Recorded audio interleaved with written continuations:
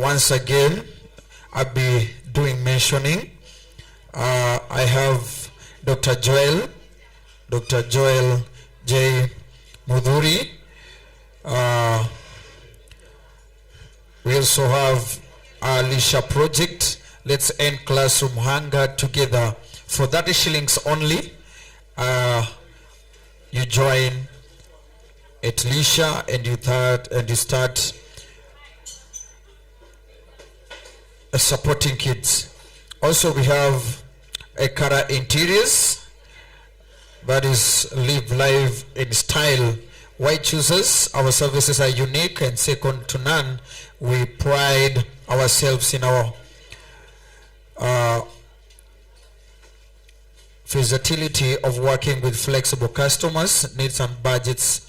Our products are of great value, carefully chosen to ensure it brings out the best interiors. We have KEMU, that is Kenya Methodist University.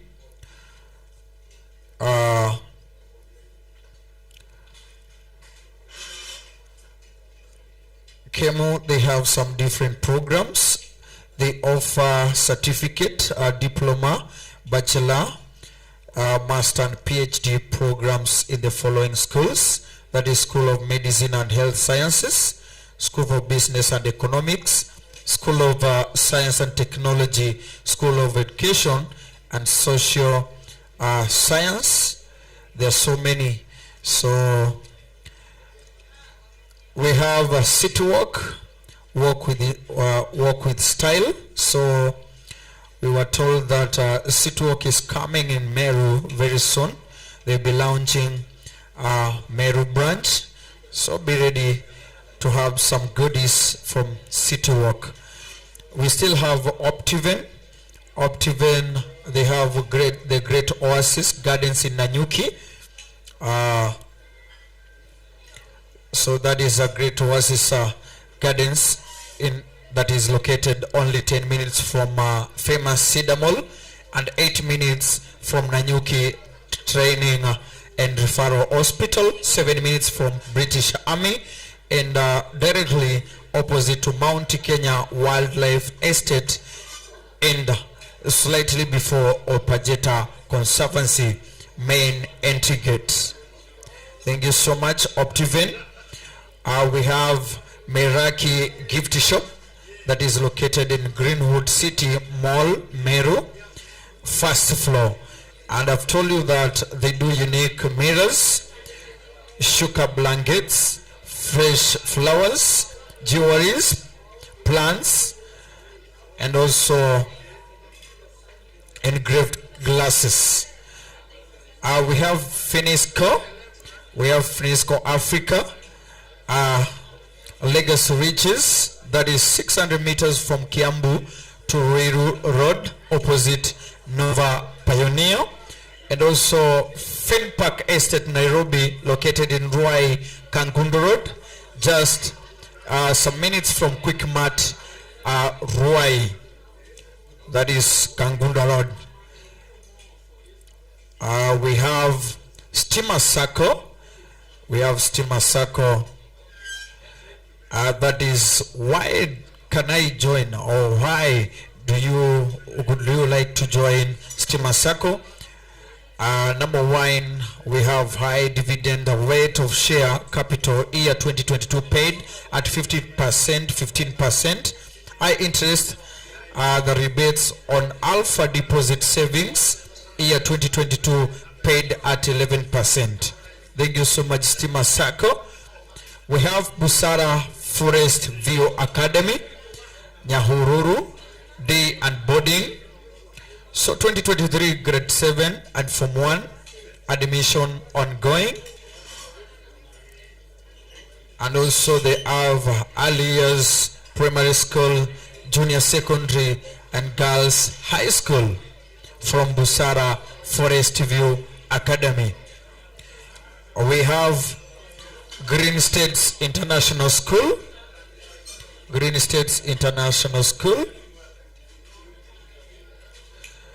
Why study at Green States?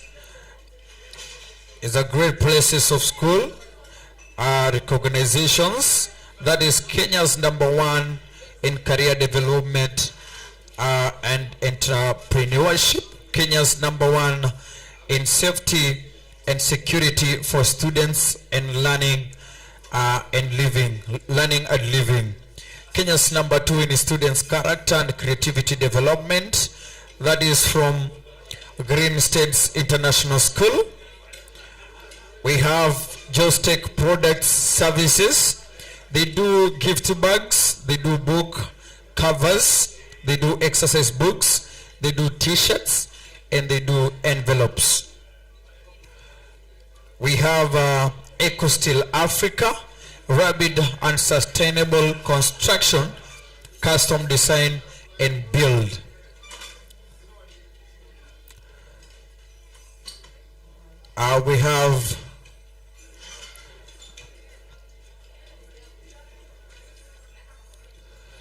We have Pelt Security, securing communities.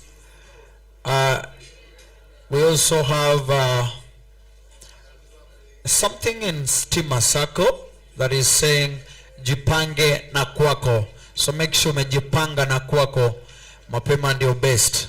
We have Laikipia Institute, sign language, that is located in Nanyuki, social hall next to Chief's office. We have KNCCI Meru branch. We have CPF. We have the Realtors Expo. This is a home of real investors. Remember, we have St. Christopher's. We have Stanbic Bank. We have Thika Groove Chania. We have MC Gyro Entertainment.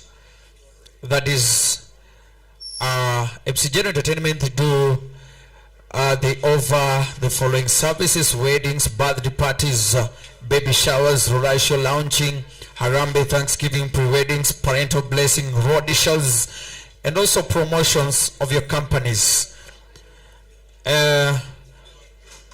We have CPF.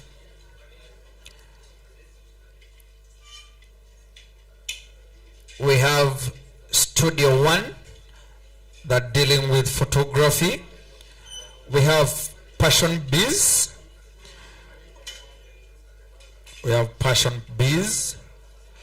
And remember, we're having Meru TV in the house, and we are live from Meru TV, and we are very happy. So you have to smile because we are live. So usichukuliwe pale kwa TV kama umekasirika. Make sure you smile a little bit. At least we enjoy together. Thank you so much. DJ, back to you.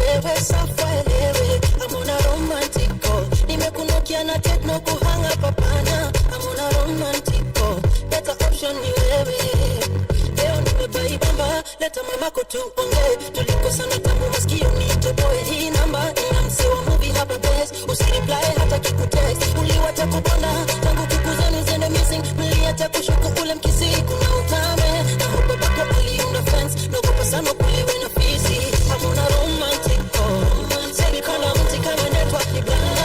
Hamuna romantic call. Better option ni wewe safari lewe. Hamuna romantic call. Nimekunokia na techno kuhanga papana. Hamuna romantic call. Better option ni wewe. Kile kazi ni kuwa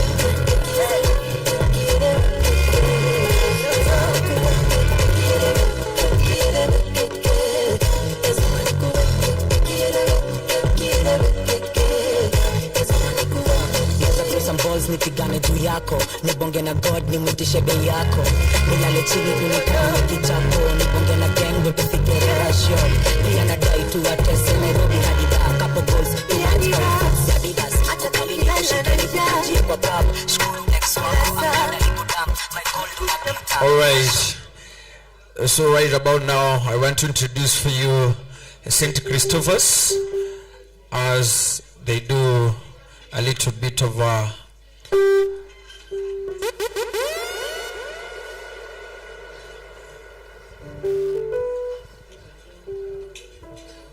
good morning, everyone. My name is Sharon Mathu. I am here representing St. Christopher's Schools. I'm one of the directors here. I'm here with the managing director, my father, Mr. Bernard Mathu. And we're here with teachers and the students. Fun fact about St. Christopher's, there's another school within the school, which is the Maverick School of Music. And that's the uniform that you can see the kids wearing. These are students from both St. Christopher's and the music school. So we're here with a few presentations to entertain you. Thank you so much.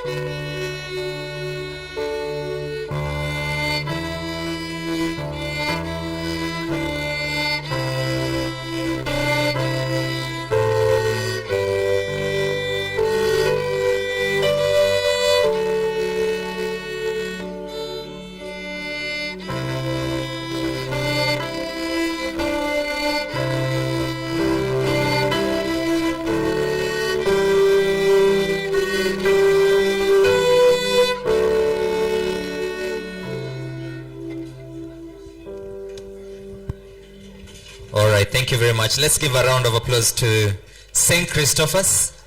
Thank you very much. And also, if you are an adult and you'd love to study or learn music, you could always visit St. Christopher's. I am the lead coach, clearly, but I sing in the shower.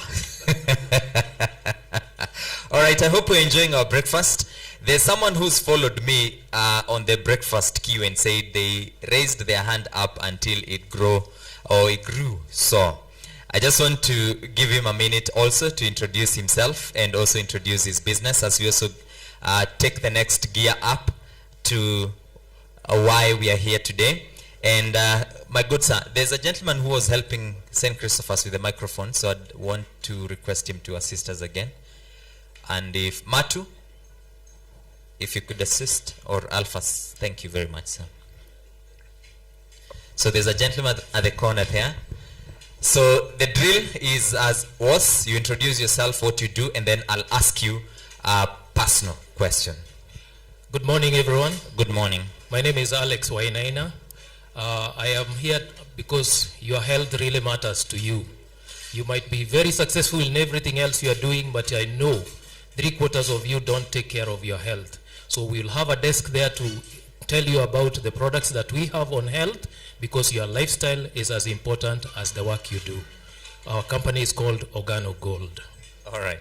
Thank you very much, sir. Before you sit, my personal question to you. Yes. Which song, I believe you love music, isn't it? Yes. Which song brings back your childhood memories? Is it childhood or one that I have just had? No, childhood memories. Oh. It was the man is telling me it was Les Wanyika. Which song in particular? Was it called the Safaria something? Safaria something, yes. All right, thank you. A round of applause to him. Thank you. Any other person who'd want just to tell us about their business for a minute before? There's a gentleman here and then a good lady. Then we invite the next speaker. Good morning. Good morning. My name is Dan Ombok. I run an events company by the name Cutting Edge Events, where we provide event services and solutions for both corporate and social events. So basically we help you plan, set up, and seamlessly execute all your events and occasions. So I usually say we're in the business of creating memorable event experiences. So it can be a conference, a wedding, team building. So everything to do with events, we provide 360-degree support and services for that. Thank you. Thank you. My question to you, Mr. Dan. I also believe you love music now that you're in the event space. If there was a song that would be an anthem for your life, what song would that be? An anthem for my life. Yes. This is it's a Kizomba track. Okay. Kizomba is from Angola. It's Kizomba music. It's by an artist known as Claudio Hoshai. Okay. It's Pio Pio. That's the title. You had to make it difficult. You know, most of us know there's a Kikuyu song that says nikisema na Kikuyu ita sound vibaya. Mambo ya mafuta na kupaka something. Okay. So there's a good lady here. Thank you. A round of applause to Mr. Dan and his company. Thank you very much. Good morning, everyone. Good morning. Pleasure to be here. My name is Winnie Abuto. I'm here representing Gertrude's Children's Hospital. We are here in Meru at Greenwood Mall, 2nd floor.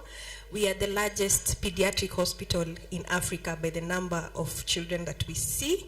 We are known for our standards and quality. We are the only pediatric hospital in Africa that is internationally accredited for our standards of patient safety and quality.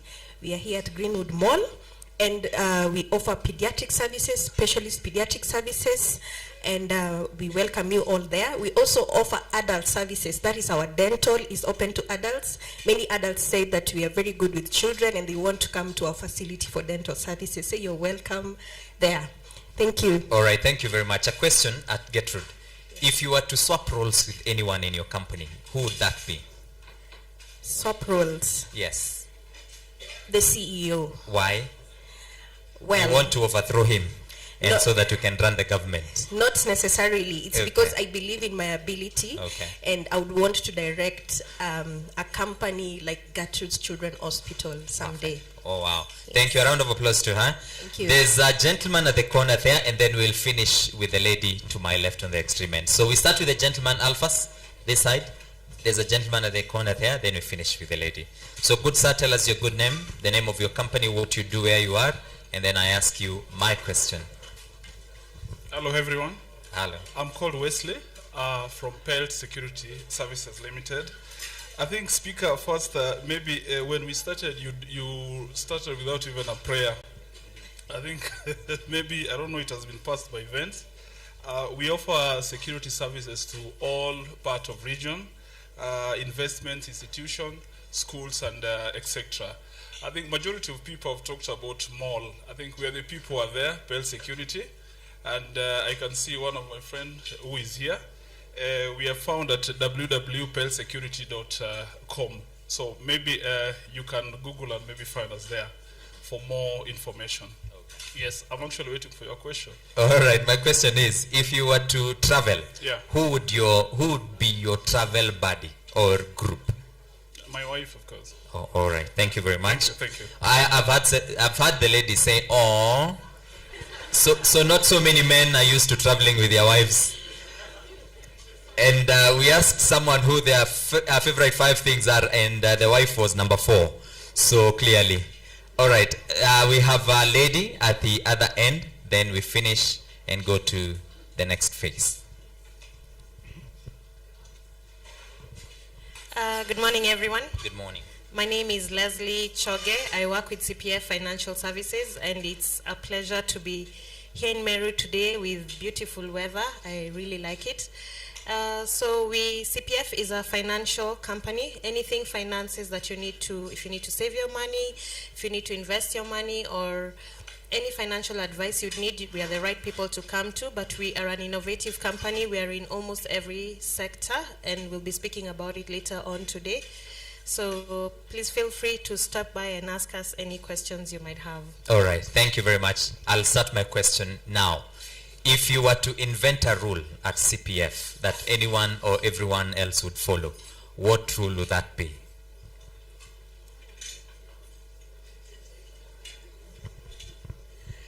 I think I'd be more lenient. I think Kenyan companies are not lenient on dressing. People should be feel free not to be always suited up, and feel free to wear what they would like. Oh, okay. The suit people, we feel offended. However, will not take it personally. Let's appreciate CPF. Thank you very much. I want us to dive right into the meat of the event today. But before we do that, I also want to acknowledge a few of our partners who are here. Thank you, CPF, who've joined us. Together with your group and colleagues. We also look forward that you'll also join us in the expo in the coming days. I also want to appreciate Finsco Africa, Anthony Morimi and the entire team. Thank you for being with us here. We also have with us Lawape Limited, who are architects, interior designers and contractors. Thank you that you're here with us today. We also have with us Green States International School. We do appreciate that you're partnering with us in this breakfast, and we'll get to learn much more about yourselves and ourselves as we continue in the day. The team from Stanbic Bank, I've seen Maureen and the team, thank you for being with us, and Absa, thank you also for joining us this morning. At this point, I want to invite the chairperson of the Kenya National Chamber of Commerce and Industries, Meru County, who is going to give us his remarks as we take the program to the next level. So ladies and gentlemen, put your hands together for the chair, KNCCI Meru. Tumpigie makofi mazuri yakija. Karibu sana, Mr. Chairman.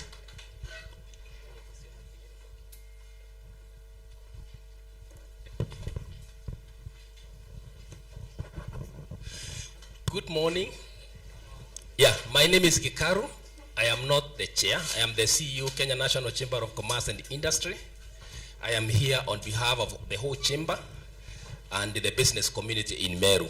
So let me take this opportunity to welcome every one of you, and more so to extend my gratitude to PRH for organizing this event.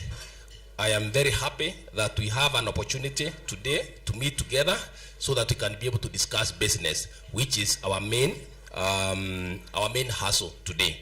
On behalf of the chairman and the 9 directors of Kenya National Chamber of Commerce and Industry, the chairman is called Joshua Mungania. They are very happy to host you in Meru, and they are also looking forward hosting you on 24th, 25th, and 26th when you come to exhibit your product. National Chamber of Commerce is a company limited by guarantee. It is a non-profit making organization, and it started way back 1973. And in Meru, they started 2016, and we have 47 branches. I believe the Nanyuki KNCI, they are here. Whatever that we do, Nanyuki do the same. So whatever that I'm going to speak, it is also going to reflect to the people from Nanyuki. And we are also rolling the program. We want also to devolve the chamber services across the 9 sub-counties, so that the people from Timao or Bore, people from Maua, people from Lower Imenti, South Imenti, and so forth, they can be able to get the services of the chamber. And the chamber is globally represented by 177 chambers. It is in 177 countries globally. So it is something that is not very small, and it is good that those who are not members here, they need to join and become members. And between now and December, we are planning to hold a dinner so that we can be able to engage our members one-on-one. And finally, our core business is to support the business community. That is the heart of the 9 directors. Let me take a brief moment now as the CEO to explain 1 or 2 things. One of the major things that we do is advocacy. When I look here, I could see there was the real estate here. I saw the real estate banner here. And then I was wondering, because that is what the chamber is supposed to do, I was wondering, the real estate is doing a very good job.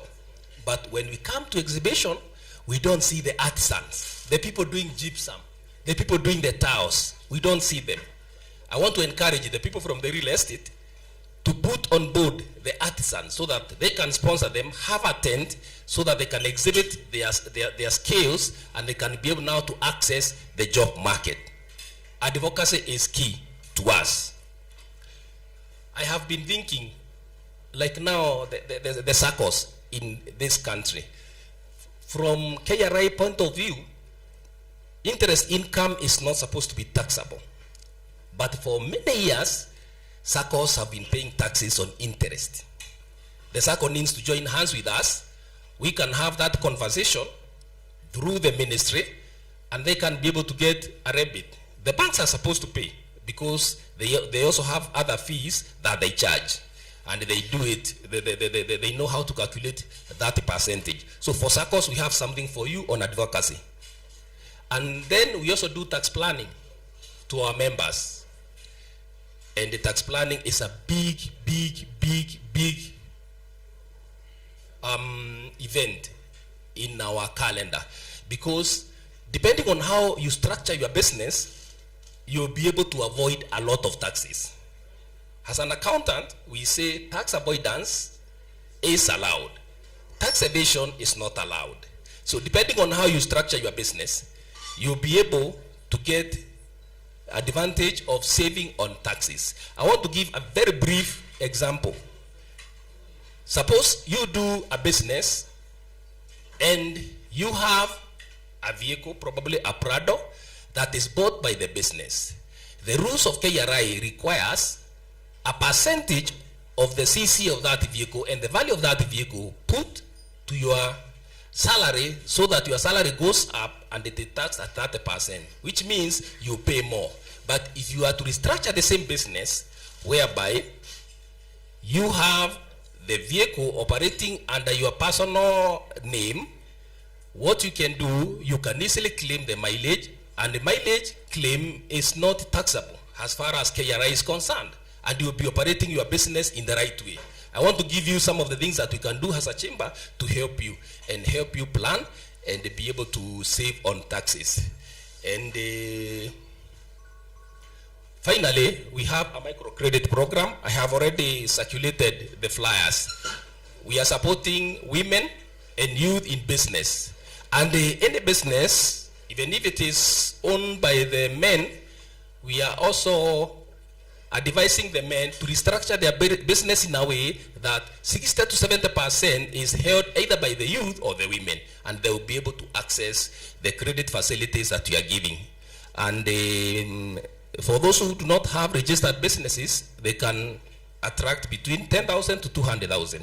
And for those who have businesses running, they can access from 200,000 to 14M. So I'll give this opportunity to all of you. If you come from Nanyuki, you can see the chamber from Nanyuki. If you come from Meru, you can come to me, register as the member of the chamber, and from there we shall advise you on what to do. So we are on NHIF, first floor. If you need more information, please come.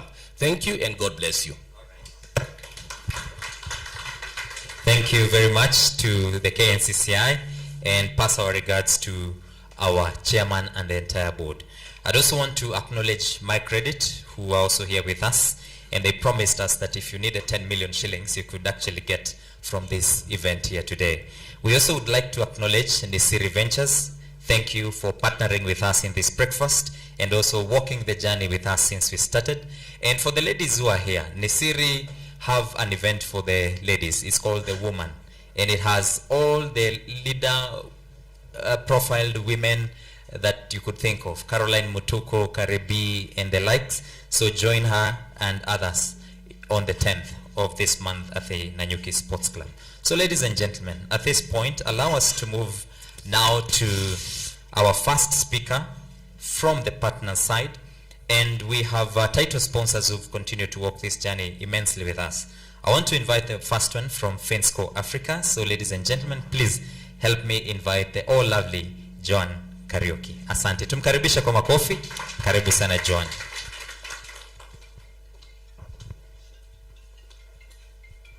Thank you very much. Good morning, everyone. Good morning, CEOs. My name is Joan Karaoke from Fensco Africa, where I am a marketing administrator. Fensco Africa is a financial and investment solution firm based in Kenya that aims to bring a positive change in the economy by structuring projects for success. We have specialized in real estate assets and are currently ranked as the leading firm within the country. Our service pillars are joint venture structuring, where we can partner with you if you're a landowner or if you have any other business within our description, and we can be able to work together. We also are very well with real estate consulting, and in case you have some property where you'd want us to guide you, we are there for you. We are also good at branding and marketing and project management. Some of our key projects, as you can see around, we have the Thika Grove Chania. That is the latest project that we have. We launched it this year in May, and it's a 400-acre project. We've already sold out on 200 acres. It is located in Thika, just off Thika Superhighway, along Gatanga Road. We also have another project called Legacy Ridges. This project is directly opposite Nova Pioneer High School, and it's just 600 meters off the Ruiru Kamiti Road. We have another project that is called Fin Park Estate in Ruai. So as you can see, we have our projects far and beyond within the country. Also, a very unique product that I'd want our Meru investors and also you guys within this place to tap is what we call Home Direct. How many of you here have a piece of land that you've not yet constructed? Or maybe you want to buy a piece of land somewhere that is not within our project. Maybe by a show of hands you could be able to raise, and I'd be able to give you an idea of what Home Direct is. Thank you. So Home Direct enables you to have that home within your desired location, within your budget, and at home that is well done. This is in terms of building materials, the professionals that are going to do that work for you. We have our team here. We are exhibiting outside. So in case you're interested, we are here for you. Finsco Africa, your solution and investment partner to home ownership. Thank you. Thank you very much. And I believe you also have an event on the 4th? Okay, here in Meru. Just to mention, as my colleague had said, we are having an investors dinner tomorrow at Meru Slopes. I invite all of you to come and join us and get to learn more from Finsco. Thank you very much. Again, Finsco Africa. We could add another round of applause to Finsco. Thank you very much. Our next speaker is from who they said they are. They are an international land selling company, both locally and abroad. And ladies and gentlemen, please help me invite on stage Mr. James Plotty from Optiven Limited. Sorry? Sorry? Oh, Chris Njao on behalf of James. Sawa sawa. Tupige bwana Chris Njao makofi akija. Karibu sana Chris. Good morning to everybody. James Plotty was not able to be here today, but I'm going to represent him as best as I can. As you've heard, my name is Chris Njao. I'm actually one of the sales managers at Optiven Group. And at Optiven we say our core business is settling Kenyan families. And that cuts across the local market and diaspora markets. Now, before you even proceed, I want you to look towards your neighbor, the one who's seated next to you. The person you're looking at, they have a capacity to utilize 700 skills. What you need to ask them, which skill are you using today? Because we came here to network. So what you need to ask yourself is this. The person I'm talking to is not how much I'm selling to them, how much value will I give to them? Bottom line. And I loved the lady at the behind. Was it Malines or Melines? When they asked you about how many celebrities do you know? You started with yourself. Exactly. You are the number one person to represent yourself in this overcrowded market. So when you're called, show up. So at Optiven, we say this. We create ready-to-build environments such that when you come to us, we do a laser assessment of your needs. And then you're going to match your lifestyle with our value-added projects. When you look at this country, when you look at the future of real estate, three things come to mind. Population growth, the economic development, and what else? If you can guess, the future of real estate in this country. We are going to look at industrial properties. Can I tell you something interesting? As e-commerce sector expands, people are looking for warehouses that are located in strategic places such that they can have an efficient supply chain. When the first speaker stood here talking about Great Oasis Gardens Nanyuki, that is actually one of our silver level properties under the Optiven portfolio, which is mixed use, whereby you have both residential and others are commercial spaces. When you look at what is happening to the road, Nanyuki-Rumuruti Road, because it's the road that connects Nanyuki to Rumuruti, that's a 70-kilometer stretch. That is where the government in 2021 set aside 3.3 billion to tarmac that road because they moved the administrative headquarters of Laikipia County to Rumuruti. That tells you that is where the population is being directed towards. So as a business person, you need to ask yourself, if that is where everybody is going, what is going to be expected in terms of investment in that particular area? Because industrial properties is the next big thing. I can give you a good example. Have you asked yourself, when you go to Zambia, where China is buying large parcels of land there? Have you asked yourself that question? It's because they've seen the potential of the food industry. And the people who are going to control this economy in future, in the next 30 years, are the people who are going to be investing in food preserving technologies. That foresight in business is what you need to have as a real estate partner. I'm standing here proud because, can I tell you this? We are celebrating 24 years in the real estate industry.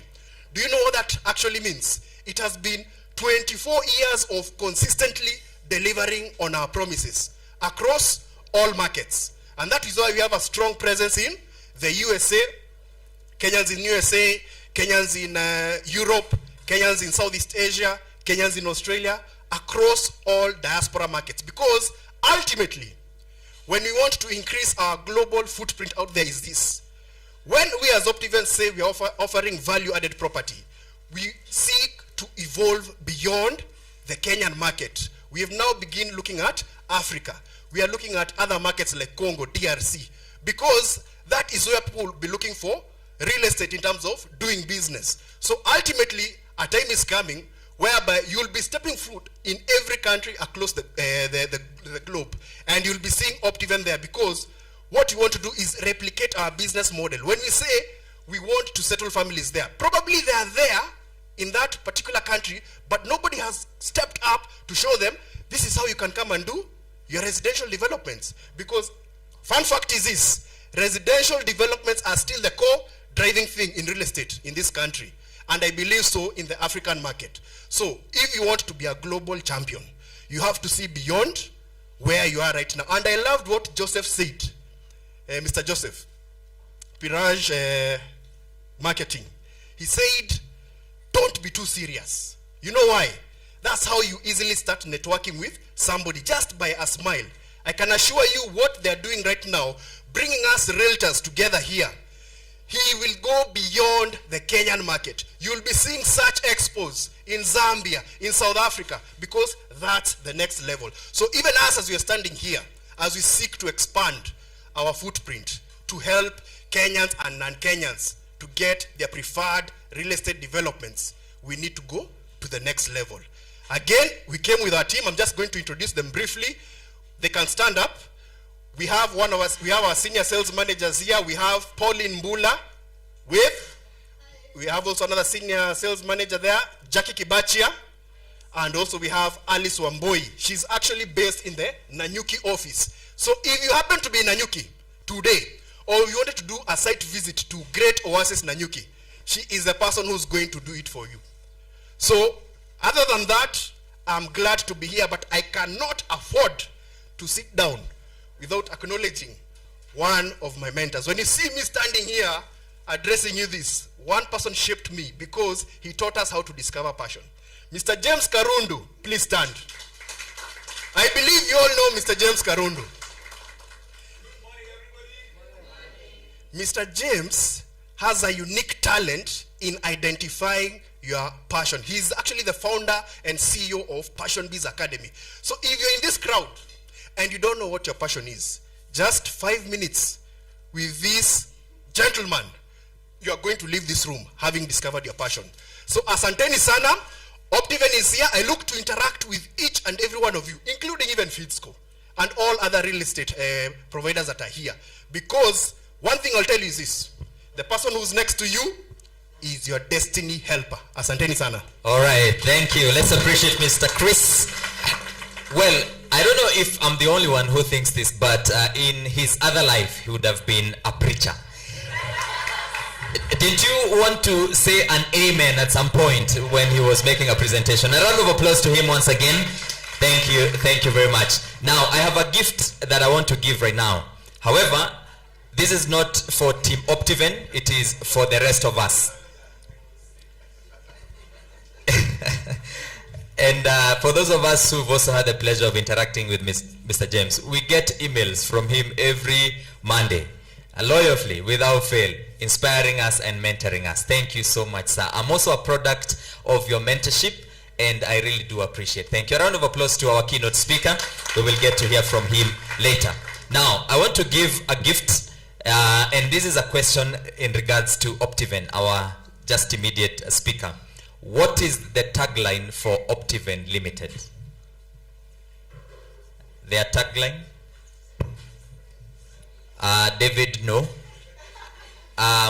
There's a good lady at the far end. Jairo, maybe you could just assist in passing the microphone.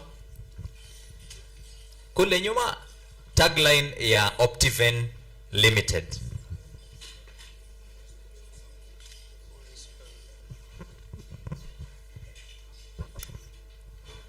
Hello, everybody. Hello. I stand. Yes. My name is Jasmine, Elizabeth Jasmine. I'm a communications and marketing strategist. It's inspiring possibilities. All right, let's appreciate her.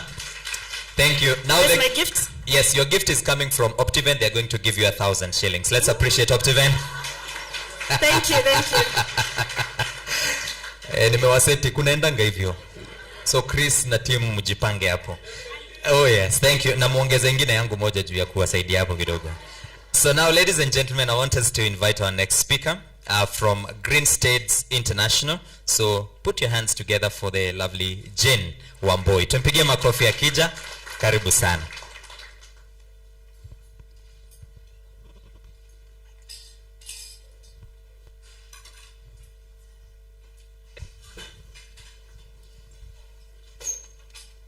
Good morning, everyone. Good morning, Meru. Is everyone from Meru here, or we have people from other counties? From other counties, maybe we can recognize the counties, like Kipia, Nakuru, Kisumu, Kakamega, David. So thank you so much for welcoming me in this event. I'm Jane Wamboi Mbuthia.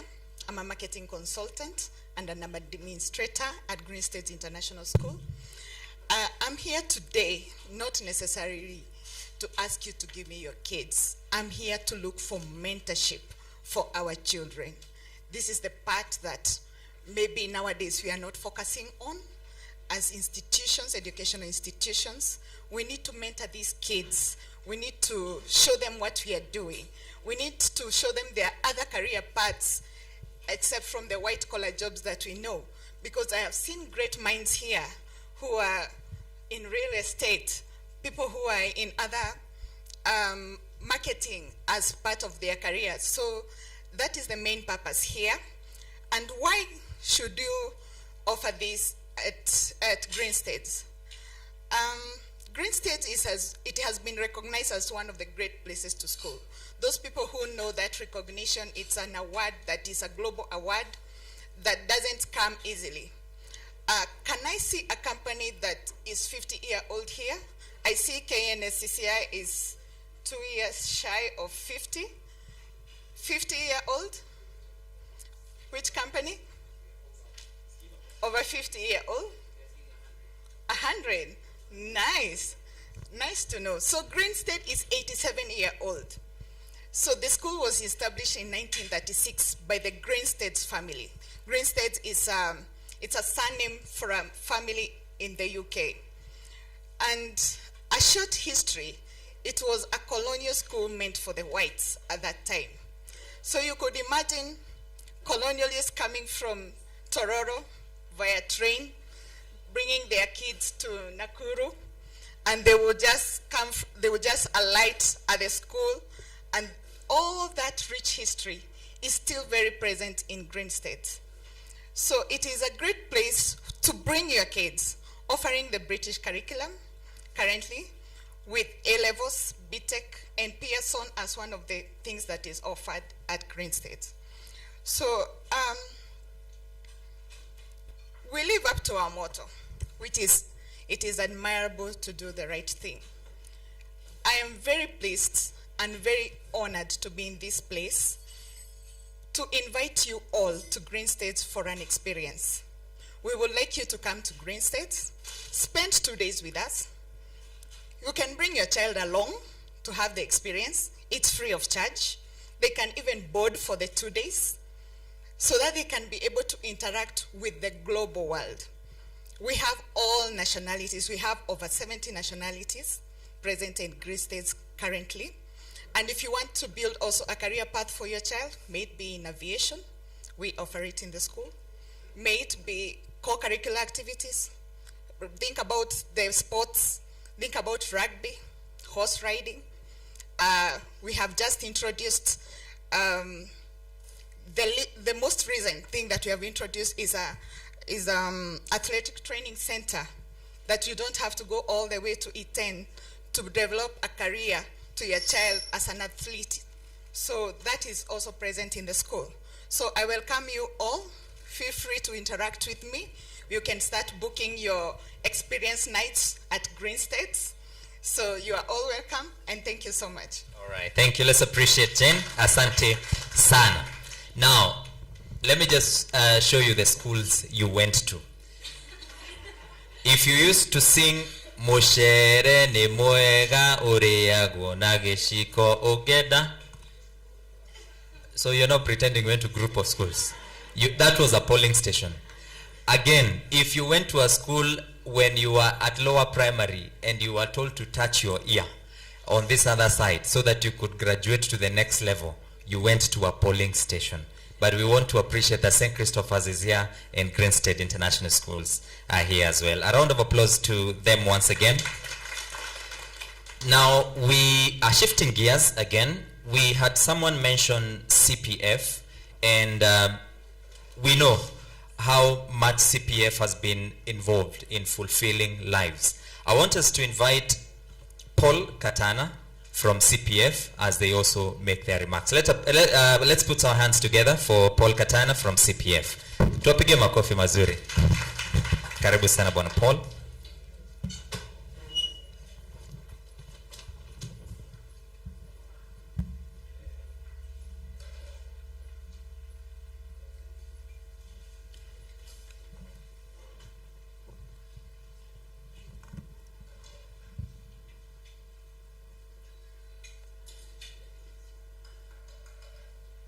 So we just hope that the presentation will be visible.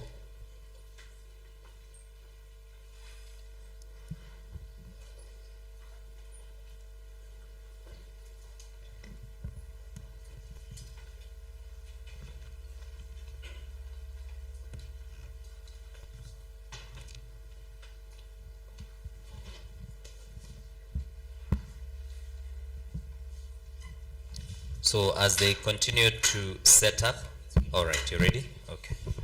Good morning, CEOs. Good morning. I believe you've had breakfast. Have you? Naangalia watu wamekunja sura. Now, I usually do not do presentations the same way, and these presentations are usually very participatory. So, a quick one. I want you to write on your phone. I know you have your phones there. And there'll be a present after this. How old are you? I know women won't try to make it loud. How much do you want to go for retirement? I've asked, how old are you? The second question, how much do you need to go on retire?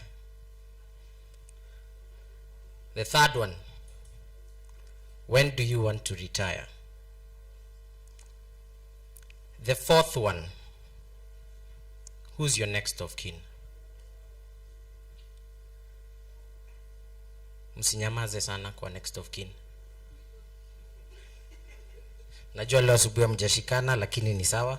Usimuandike, unaweza mtoa tena kidogo. Who's your next of kin? The fifth one, does your business pay your salary?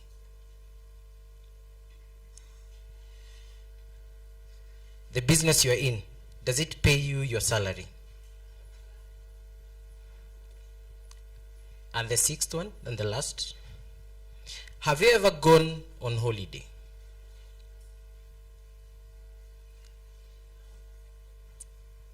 Si ushago. Have you ever gone on holiday? What have you seen there?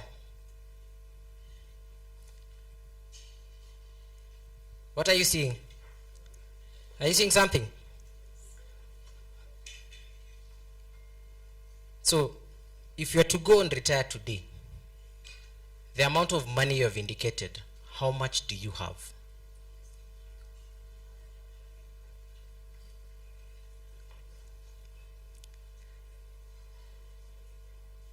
Ama nime retirement si yetu. Are we thinking of retirement? Are we thinking of retirement? Yes? So the money that is there, is it able to take you on retirement? Maybe something I forgot. What is your plan for retirement? Or who is your plan? Who is your plan for retirement? I know some of us are saying our children. Si ukweli? So I'll come back to that very fast, but I'll talk about CPF and then I'll show you how those ones link. So CPF Financial Services, we've been here for close to 90 years. We are an international, I've had people using international, let me use the international now. We are an international award-winning financial service provider. Our core business is pension, but if you can see here, from what we can do, we're in spaces, we're in insurance space, we're in the property space, we are in the infrastructure and technology space, we are in the microfinance space, we do asset management and financial planning, we are in management consulting. Yeah, I continue. Yes? So how do all these ones link with everything? When you talk about, we help institutions plan for retirement, come up with a retirement scheme. So we have our own schemes that are there. So we have our old scheme. We started, actually CPF started in 1929 by the Queen. So we've been doing administration of pension schemes for the defunct local authorities. Now we do it for, we're doing it for the counties. We are also doing it for other related organizations.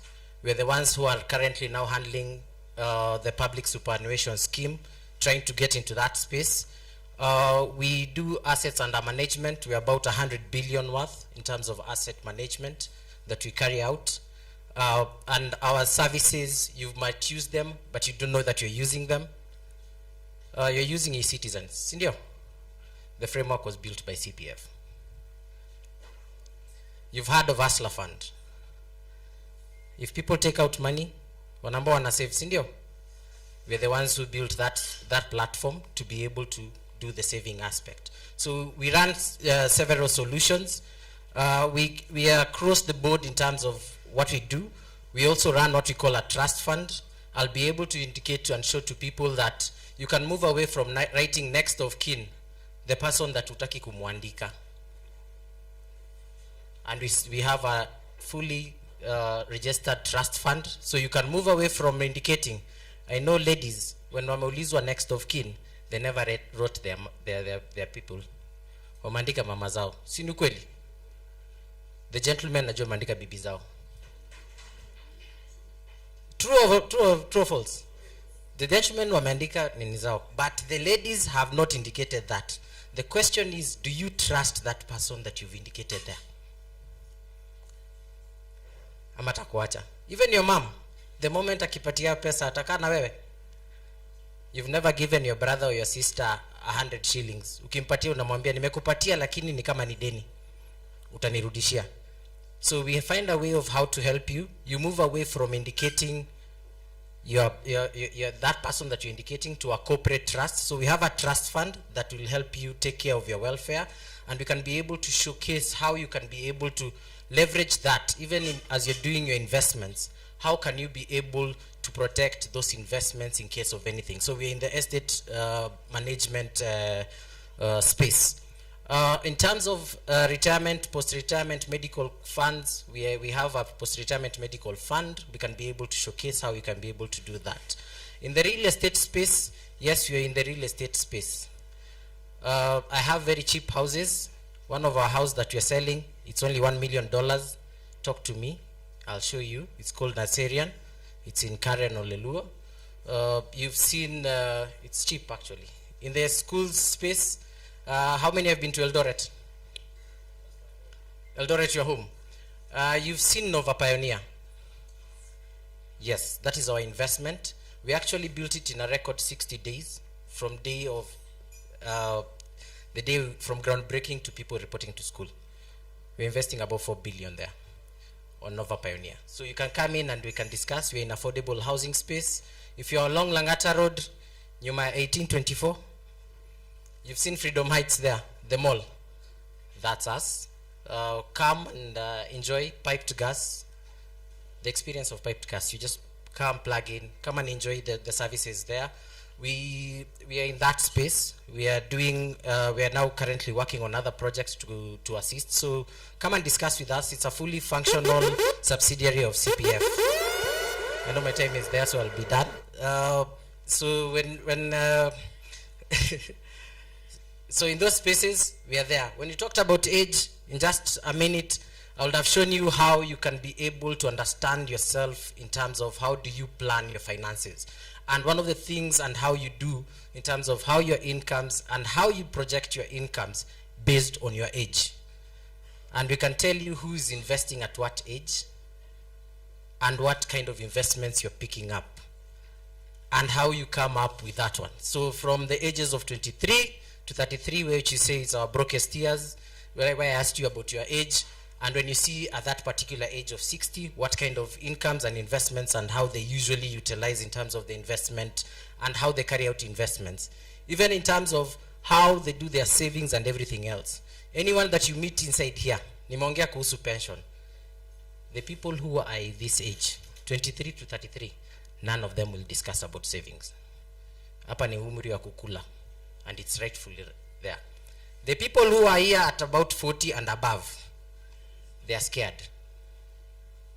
True or false? They are busy looking at how do I carry out my investments. They're anywhere.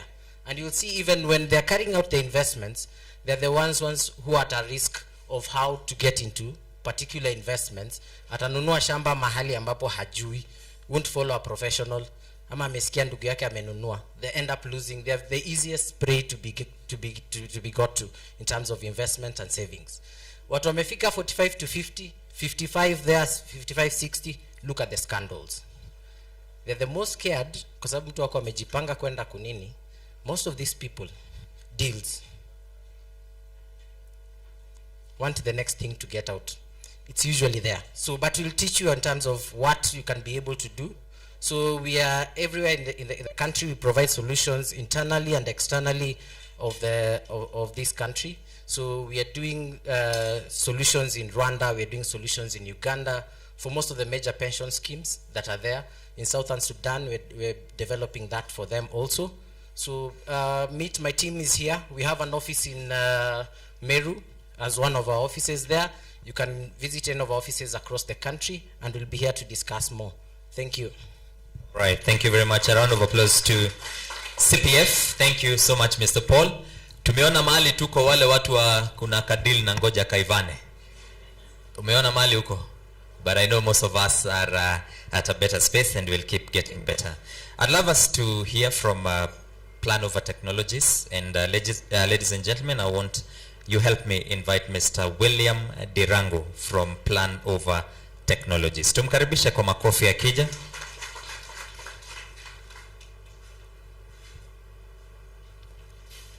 This would be the last of our title sponsors presentation. Then we will get into our guest speakers for the day.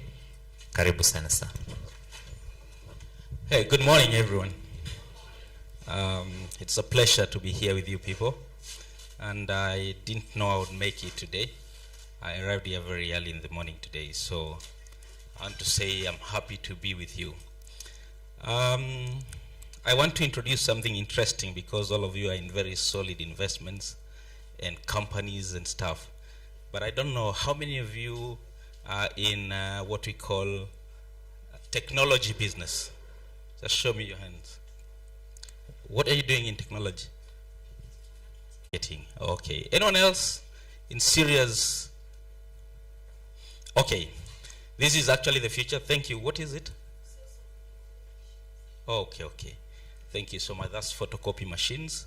She sells that. Let me mention that. What we're talking about is about artificial intelligence. How many people know about artificial intelligence? You've heard about AI. I was supposed to do a presentation, but the time looks so short, so my slides will not even do anything here. They are just too long, so I just want to speak about it. If you get interested, we talk after this. Is it okay? We are presenting to you an AI that's supposed to help you run your enterprise. That is what our business is. All of you know about ChatGPT. I'm here to wow you. I want to show you that you can be able to have an AI attached to your company name, like CPF, for example. They can have a CPF AI that runs only their organization. They know the number of employees there. They know who came to work, who did not show up. They know how much investment has been done today from the tap of a question on a phone, like the way you do with ChatGPT. How many would like to experience that in their company? I just want to say, if you'd like to experience you asking your phone how many plots were sold today, and you see it from the phone, that is from a managerial position and those people who are running companies. See, that's actually all we want to experience. So what we are bringing to you is a solution that is for enterprise, is an AI technology that works for you. It does not only tell you that, but it gives you report for every activity that happened during the day. Every activity. How many sales we made, what is graphical representation of that particular thing. I want a pie chart for our sales today. You click and it draws a pie chart for you and explains the pie chart. Gone are the days where you have to sit down and make slides to do a presentation or to talk about your business. This fits not only businesses and enterprise, we are doing it also for government. If you have an administration or a place where you work within the government and stuff like that, we give you an opportunity to come and customize your AI with us at very affordable rates. We come, build with you from scratch to the end, and make sure that everyone in your company has an experience like no other. This is the reason I'm saying this. In the next 5 years from today, and please mark your calendars, if you'll not be in AI space, you'll be a backward company. So you either adapt early or you don't, or you miss out. That's one. Two, we are offering, so I'm also welcoming you guys to come and look at what we have. You'll be able to see how we can partner together and move forward. We want you to come as an early adapter user, not investor. So don't think about putting money. We only want you to be an early adapter user so that as we run this with you, we are able to scale the AI and increase the technology. How many times have you really wished that you could be able to read people's ID with your phone? You just take a photo and it pulls the data from your computer. You see the way you go to a company and they ask you for the ID at the gate? That's just an ID. But who are you for real? AI could be able to just take a photo of that, identify you fully. So it's actually all-rounded. It does security for you. It does CPR, those people who do all those accounting stuff. It gives you full accounting information so long as we customize your database with us. We look at what you really want to achieve, what you want to get out of this, then we bring it out for you. You get what we mean? So I don't know what else to tell you, but I really appreciate you for your time. Please, if you're interested in what I've said, we can meet after this. I really appreciate it. Thank you so much. All right, we can do better than that. Let's applaud. Thank you very much, Mr. William Dirango from Planova Technologies. Now, ladies and gentlemen, we are here for opportunities for business to thrive in Mount Kenya and beyond. And from this moment going forward, this is the conversation that we'll be sampling as we go by. And we'll have also a plenary at some point just to get a feel of what it means to do business here in this region. And now, going to the next phase of our event this morning, I want us to delve into the meat of the event today. And we have one company called Plan IT Kenya, and one of the guest speakers, Madam Faith Mutua, the CEO of the same, is going to be our first in this next phase. So I pray that we put our hands together and welcome the CEO for Plan IT Kenya, Faith Mutua. Tumpigie makofi mazuri. Karibu sana, Faith. Thank you. Good morning, CEOs. Good morning, movers. I'm calling you movers because the business people are actually the movers of the economy, yeah?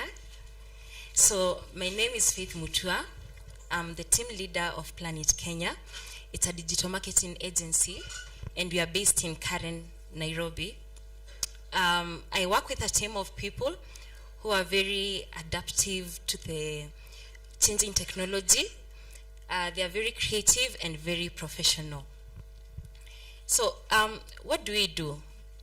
We know keeping up with the social media trends, keeping up with digital marketing trends can be a bit daunting. Yeah? How many people are on social media here, apart from your WhatsApp? Any other social media platform? How many of you? How many of you are in more than 3 social media platforms? More than 3.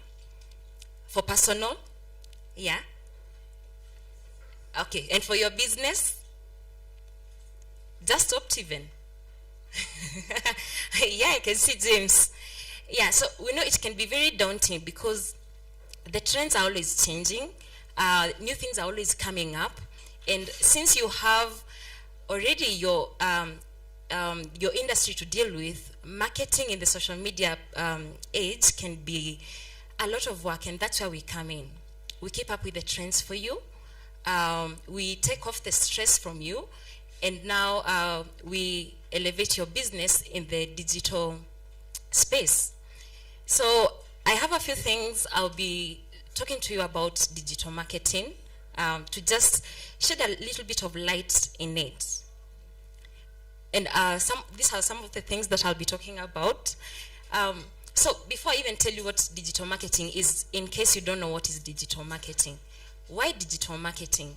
Why do you need to market your business in the digital space? Now, we all know, since we are in businesses, we have to market our businesses, right?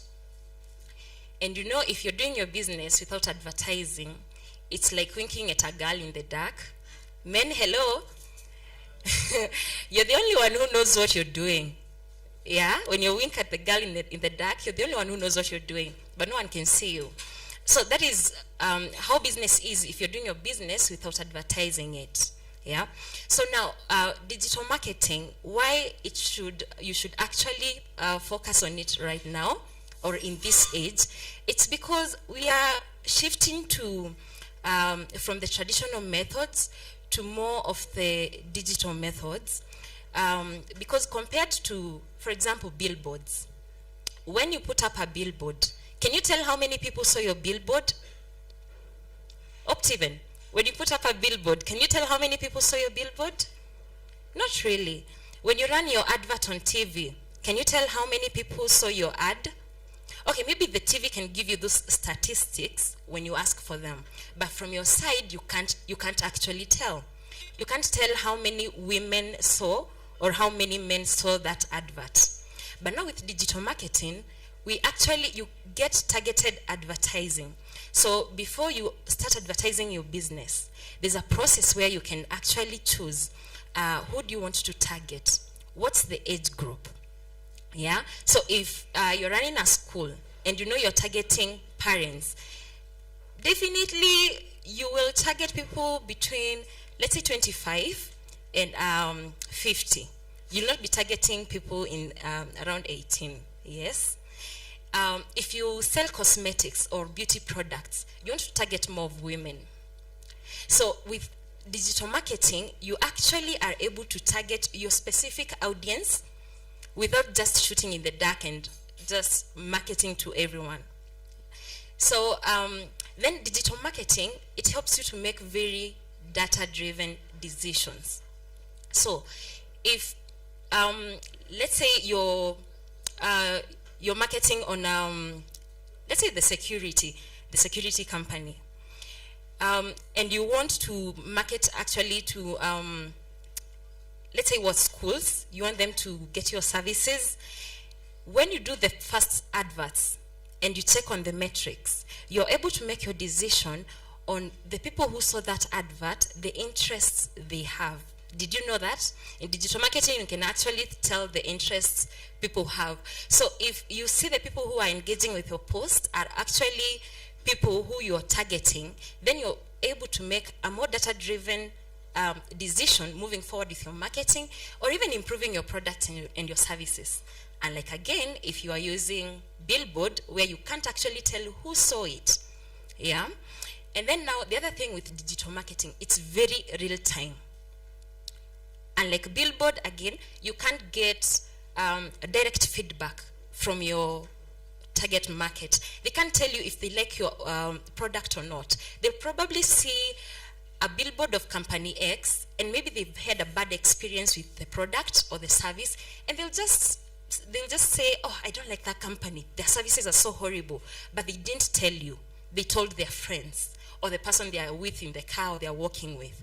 But with social media or digital marketing, they can actually come and comment in your posts and tell you, oh, wow, I engaged with you, I bought these gift items from you, and I liked your service. And they leave that comment under your post. Other people who come to your pages will be able to say, oh, wow, these people have great services. So you find other people get to market you without you even having to prompt them. You don't have to tell them, give me a testimonial. People will just come and say, I liked this service. And if they didn't like it, then you have a chance to improve. Yes? So, unlike now TV, again, which is not real time, you can't tell, what are people saying about this advert which is running right now on the television? They're just watching, you hope they like it, you hope they will buy from you. But with digital marketing, they'll see your advert running. If I'll be scrolling on my phone, and then I see some nice shoes, and I like them, I'll want to buy them right there, right then. And I'll ask, how much is this? Can you deliver them? That is real time. So, with digital marketing, with all these things, the way it's targeted, the way it's data driven, you know, like back in the day, when we used to use the traditional methods of communication, like smoke signals, they were working that time. For the people that time, they were working, yeah? When they were doing the drum beating, those things were working.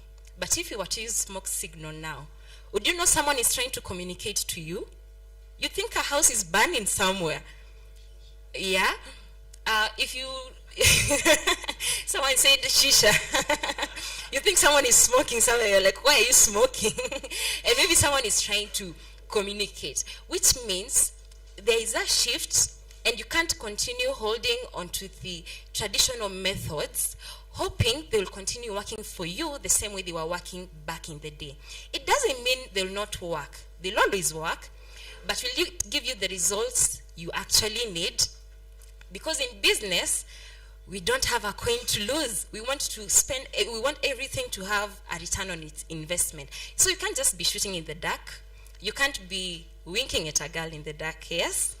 So with this, it gives you a clear indication why you have to think of actually shifting into digital marketing. Because actually most businesses right now are shifting to more digital platforms. So we have a bit of statistics to show you why you actually have to embrace digital marketing. You know, in marketing, you have to go where the eyeballs are.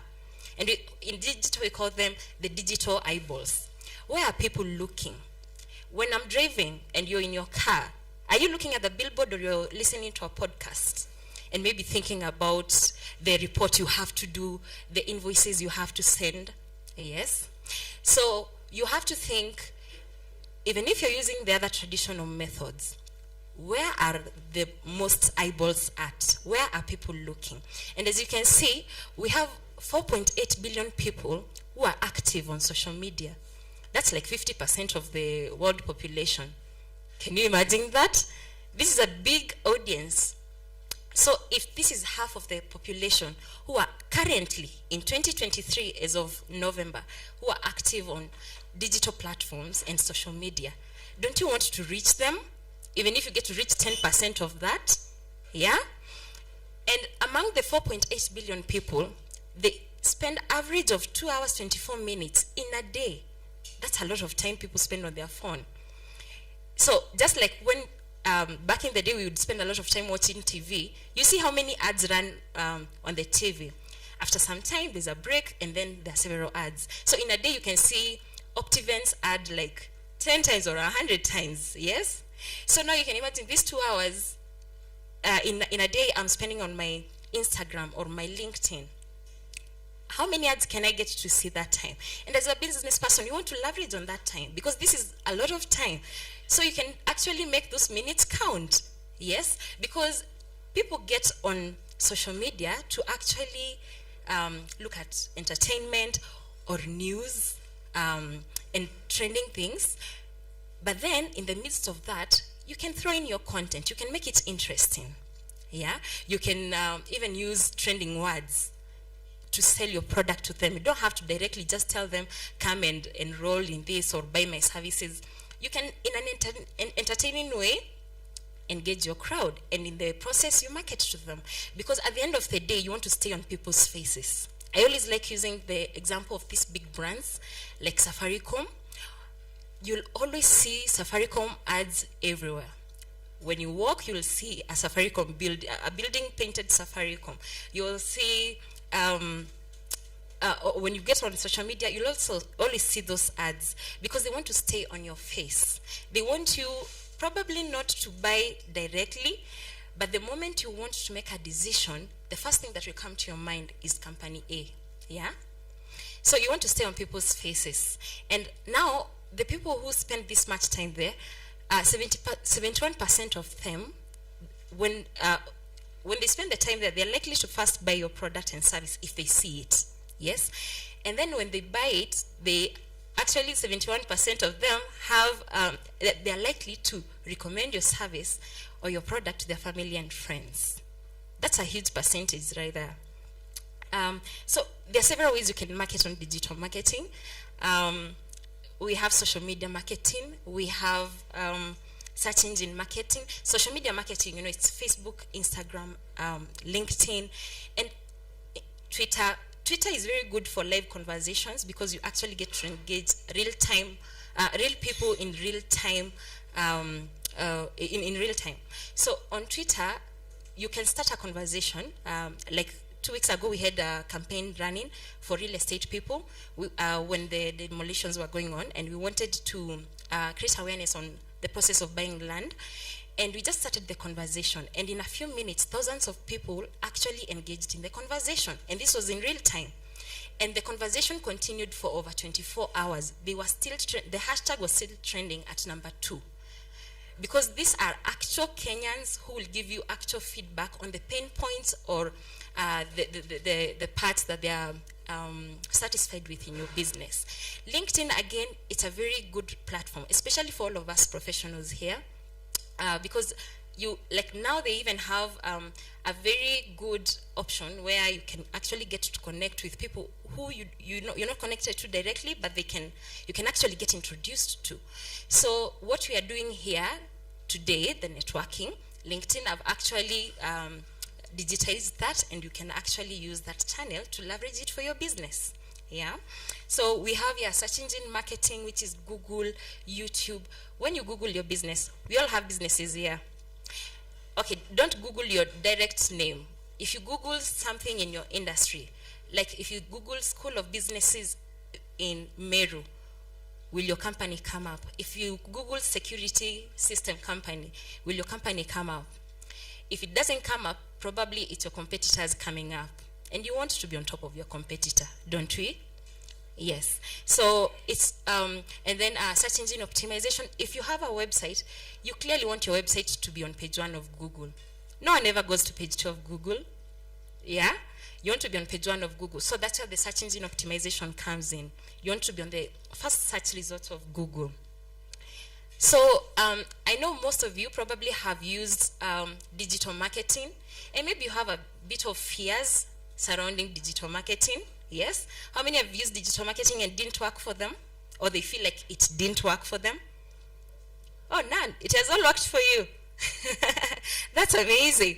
But I know there are some people who are like, okay, I have a website, but I actually feel like that's it. I don't need to do more. But is your website visible on Google? When people search you, are you on page 100 or are you actually on page 1? Yeah. Probably that some people say, I can't prove my results on return on investment. And this mostly comes from looking at it from the monetary value. I spent this much money on this, but I've not gotten clients, I've not gotten customers. So this return on investment, it's always connected to the goal you had initially. Again, in digital marketing, we have several goals. Your goal could be, you probably have a new service or a new product you're bringing into the market, and you want to create brand awareness. Because before you sell, you want people to know, yes? So if your goal is to create brand awareness, then your return on investment, you'll be looking at how many people actually engaged with the post. So if 100,000 people got to engage with it, you have created awareness, yes? So you've gotten your return on investment in that one. If your goal was to now make leads or sales, and then you got inquiries, again, that is a return on your investment. Now, if you got leads, people inquiring about your business and the services and how much they are, and you didn't get to close, that is not digital marketing fault. Because what digital marketing does, it only brings the clients to your doorstep. Now it's up to you to close. Yeah? So, and then other people will say it will cost too much. Digital marketing is too expensive for me. But compared to what? Because if you're comparing to the other traditional methods, TV, can you really compare with TV? Can you really compare digital marketing with advertising in newspapers? Because the returns you can get from digital marketing, it's almost 100 times what you can get from the other traditional marketing methods. So I want to leave you with this question. How do you envision your customer engagement in 10 to 20 years from now? I know earlier, an earlier speaker asked how many companies are 50 years old. So if yours is like 10 years, right now you're looking at, if it's from 10 years from now, how are you going to engage with them? Because the people you'll be marketing to are actually very digital savvy. They are the Gen Zs, they are the Gen Alphas who are always glued on their phone. And as I said, you have to go where the eyeballs are. So you have to start embracing digital marketing right now. So by the time it's 10 years from now or 20 years from now, your company is not struggling in all that noise which is in digital marketing, and you have actually claimed your space. Yeah. So this is the right time to actually embrace digital marketing, because next year there'll be something new, and the other new there'll be something new. You have to keep up with it, because if you don't start now, it will become very overwhelming, and then you'll think it is not for you, or it will not work for you. But again, is smoke signal working and drum beating working now? You have to let go at one point and embrace digital marketing, yeah? So thank you very much. We have an offer going on. We have a discount, 33% discount on social media marketing actually. So if you're struggling with digital marketing in your business, that's where we come in and make it easy for you. We help you elevate your business in the digital space and mark your footprint. So you can see me after this. We have our brochures and our tent there. I can tell you more, and you can see the pain points and how to make your business visible online. Thank you very much. All right, thank you very much. Thank you so much. We are moving on well. I also want to pray that you will forgive me for time, and at least for the remaining speakers, at least please also help us also manage the same time. At this point, I want to give a special recognition to PELT security agencies. I want to invite Mr. Isaiah Mutura just for a minute to tell us about PELT, and then we move on to the next part of the event. So he's there coming, Mr. Isaiah Mutura of PELT Security Services. Let's appreciate him with a round of applause as he comes. I know he wasn't expecting it, but for the honor of the partnership that you've continued to give us, just a minute, sir. Yeah, thank you so much. As you've heard, my name is Isaiah Kirema, and I represent PELT Security. It's absolutely very difficult to speak when many people have spoken, and especially given the time that we have. But definitely let me talk about PELT Security. We are a local company offering a very innovative security solutions, ranging from guarding, that is our biggest portfolio. Although still we offer other solutions, like we do offer fleet management. If you have sizable fleet in your business, we can partner and offer that fleet management system. We also offer dogs if you're interested in getting a pet. I heard my friend saying that somebody loves dogs. So you can always see us from pets, from security dogs. We do that.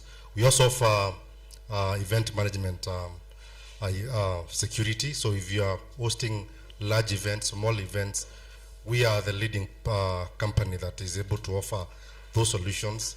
And more so, we also offer training. So if you are a group and you would want to engage in security, we're able to partner and offer that kind of service. And our offices, we have physical locations in Meru. Our end office is located in Meru because that's where we started our business. But also we have our offices, actually we are the gatekeepers to the city of Meru. If you're using the Nanyuki Road, definitely you'll see our offices. Now if you're in Nairobi, we're in Ruiru, and we also have another branch in Nakuru, a regional office. So significantly we are distributed in many towns within Kenya, and we're happy to offer any form of security solution that you might need within your business, and we are able to partner. And again, in this end of the country, we are the leading company in terms of offering innovative solutions for your security needs. Thank you so much. All right, thank you. Even for being very precise. So ladies and gentlemen, the next speaker that I'm just about to invite, he is the managing partner at Manyonge Wanyama Associates and Advocates, and he wields extensive experience in policy review or legislative development. He also has experience in legal audit or statutory risk assessments and devolution litigation. He has been involved in a numerous number of national and international law reform consultancies. He is the Council of Governors lawyer, and he is the only person in a pin-stripped suit. The last one we saw was with Charles Jonjo. So please, ladies and gentlemen, help me invite Mr. Peter Wanyama. Karibu sana. Karibu. Muga. Yeah, good morning. I'll be very brief. I've been introduced, so I don't need to go into that detail. It's my pleasure to be in Meru today morning. I actually left Nairobi at 3 a.m. I said I must be in Meru because Meru is a special place for me. I have made a quite substantial income, let me say, from legal practice by acting for clients from the Meru region. So it's a special place for me. How many of you know that the earth, as we speak, is rotating on its own axis at a speed of 1,400 kilometers an hour?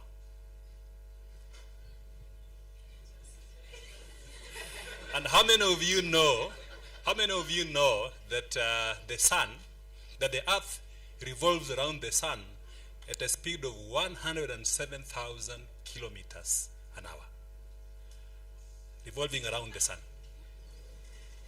So what I'm saying is that we are in a constant state of movement, and we must be highly adaptive.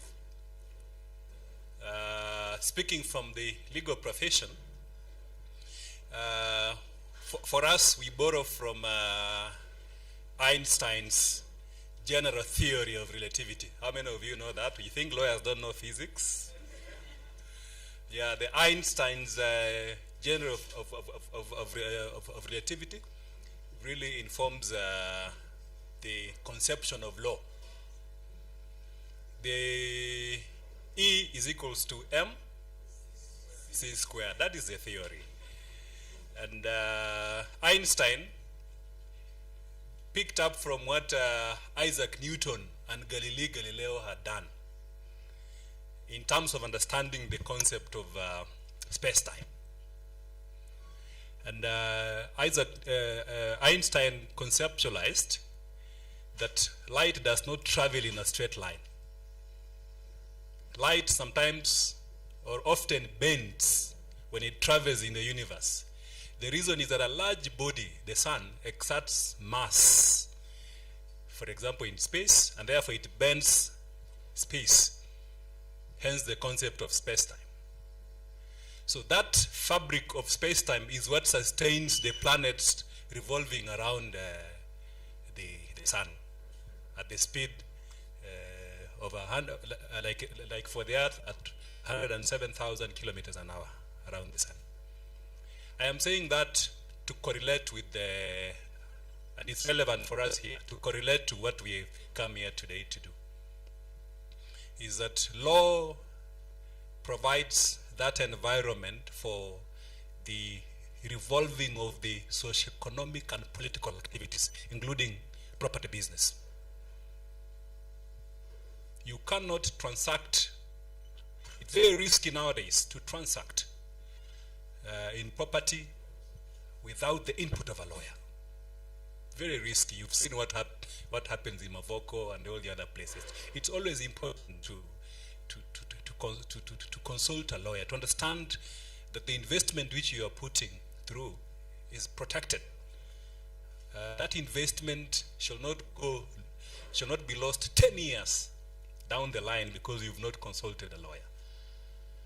So sometimes we may think that legal fees is expensive, so you don't want to consult a lawyer, so you do transactions using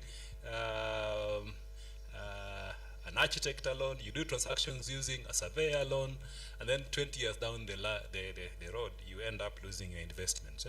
So it's important for us, and that's what the message I brought from Nairobi, that law is that, it provides that operating system, that embryo for socio-economic development and the modernization process. And in all the transactions that we do, we need to emphasize on the legal aspect as well. As business community, we need to continuously track what government does in terms of policy and legislative development initiatives, because some of these initiatives, and there's a colleague who stood here earlier to talk about tax issues. Most of these legal policy and legal developments have major significance on business, and if we don't track them, we will find ourselves in trouble, either with the law, when, for example, you receive a huge tax demand from Kenya Revenue Authority because you need to comply with the clause in the Finance Act, etc. So the role of us in the business sector is really to ensure that we monitor these developments. If you are in the trade development sector, you need to look at what government is proposing in terms of that environment for trade development, both at the national and county level. If you're in the property sector, you need to know the developments in the land sector because they impact our business. If you are in the insurance sector, you need to know what is happening in the insurance sector in terms of the introduction of rules on compensation. If you are in the water sector, you need to know what is happening in terms of the policy and legislative developments in the water sector because they impact us. And business community from this region, you will find that increasingly, because the government is getting into this space in terms of regulation, you will find yourself then interfacing more with policy and legislation. And if you don't invest then in quality legal support, it becomes a problem because then you end up making losses in two ways. One, you'll find that your business probably is being shut down, or two, you'll end up spending more legal services, more in terms of getting legal services to go to court to protect that business from being harassed by the law enforcement agencies, in this case from the government. So from this session, I wanted to emphasize that, and I'll be happy to answer any questions. I didn't want to speak for long, so thank you very much for listening to me. I'm here for you if there are any queries that you need me to answer, especially complex legal issues. I will tackle them. Thank you. All right, thank you. Let's appreciate Mr. Peter Wanyama and the next Law Society of Kenya president. You've forgotten your phone, sir. maybe you could give me the M-Pesa password so that I can verify it is yours. Thank you. Another round of applause to Mr. Peter Wanyama. Thank you, thank you, thank you. He'll still be around with us if you have any legal issues you'd love handled. He'll be here, and he's doing it pro bono today. It is on the house. Thank you so much. So I want us to get ready for the next speaker, the keynote speech for this event. But before we do that, I want to invite my co-MC, MC Jairo, who's going to lead us in one very brief activity as we also get ready for our main speaker. Karibum MC. Thank you so much. Let's appreciate MC Keria.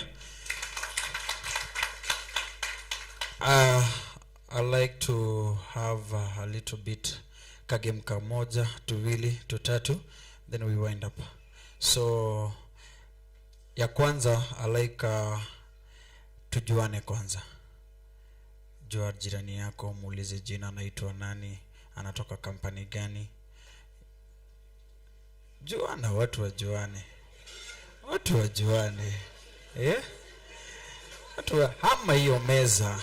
Enda meza ingine, uliza mtu mwingine anaitwa nani, ametoka wapi. Ask someone. Know someone.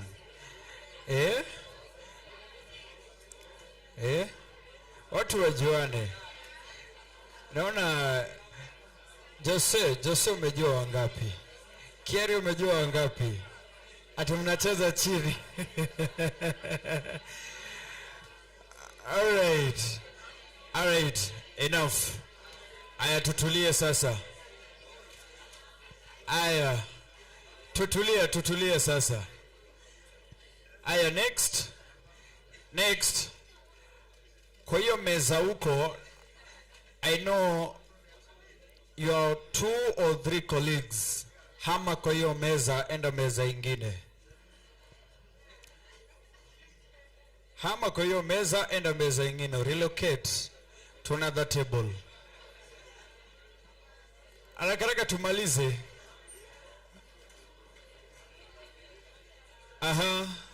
Hii meza bado isongi. Hii meza isongi.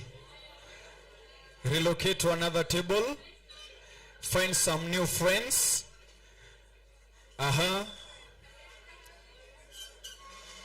Good.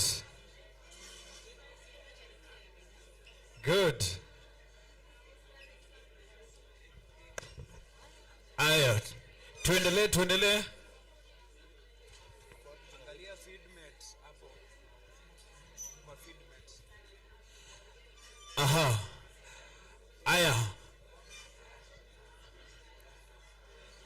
Aya, tusimame juu sisi wote. Kila mtu asimame juu. Aya, sasa najua tushahama, tumeenda meza ingine, tumejuana, anaitwa nani. Hope everyone is listening to me. There is someone who is giving out cards. Please give me a minute. Give me 1 minute. Aya, angalia jirani yako anapiga story. Good. Now, pick your phone, your smartphone, iPhone, achana na Tecno, weka Infinix kidogo, Mix kidogo. Aya, click on your cameras.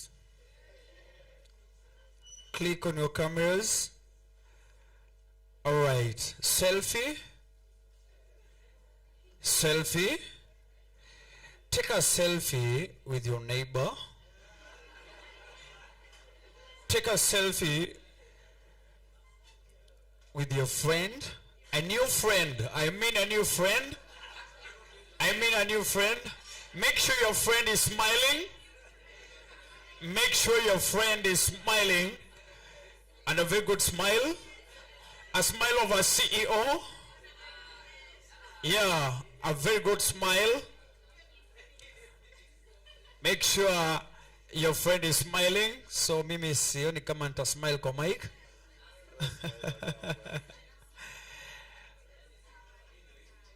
All right. So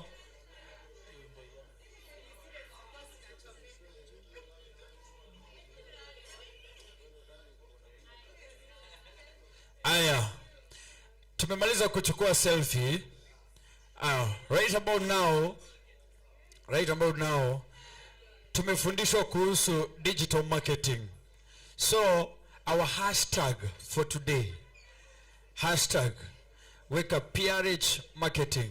Sawa sawa, tunaelewa na kidogo. PRH, watu waseme PRH. Enda basi usahau PRH marketing, alafu tunasonga nayo kama hashtag yetu leo.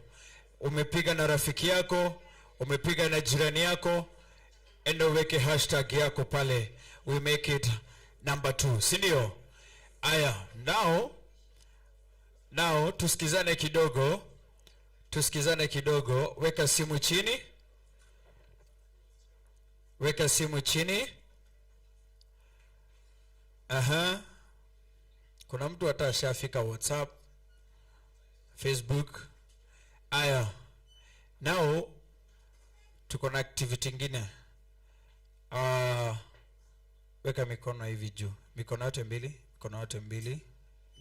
mbili vizuri. Inua vizuri mikono juu. Yaani nikisema inua mkono juu kabisa. Good. Aya, nikisema unainama chini, unainama. Sawa sawa. Aya, twende mikono juu. Tunainama. Mikono juu, inama. Mikono juu, inama. Aya, sikiza. Kuna haraka aje? Unajua tumbo? Si ndio?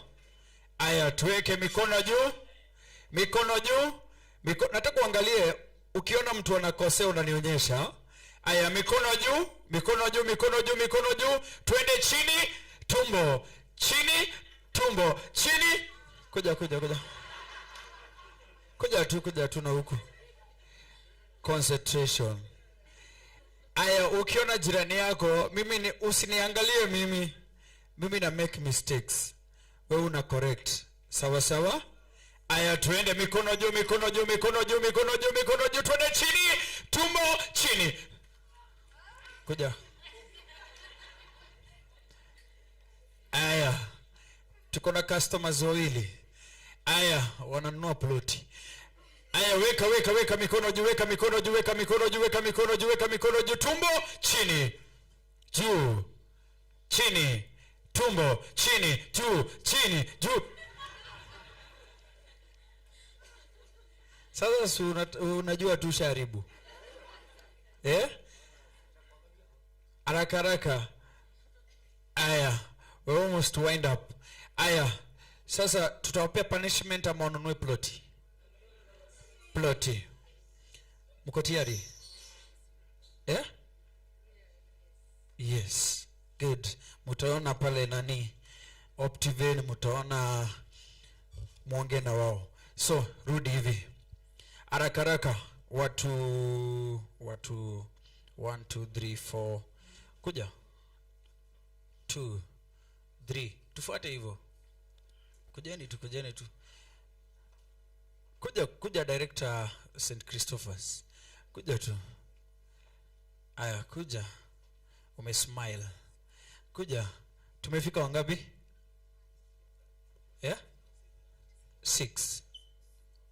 Aya, shika yako. Si ya tot. Shika yako. Aha.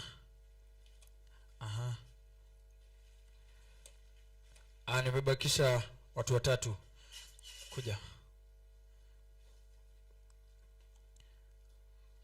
Kuja nyi wawili.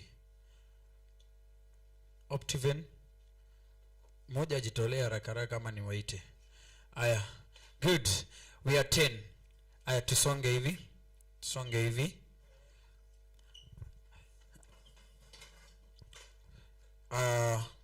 Songa hapa mbele. Wawili. Aya. So it's a concentration game, Wekelea hapa.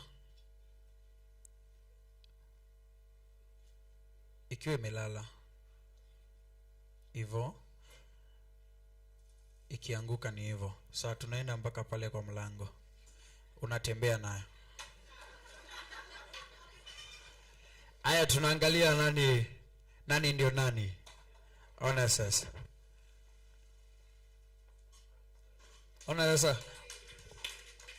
Ona sasa. Let's appreciate her. Good trial. Twende. Ataekelea wapi? Leta tukureplace. Twende. Director. Concentration. Concentration. Concentration. Concentration. What a director.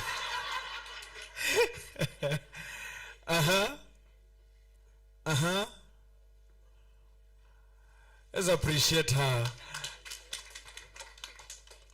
Aya, tuendelee.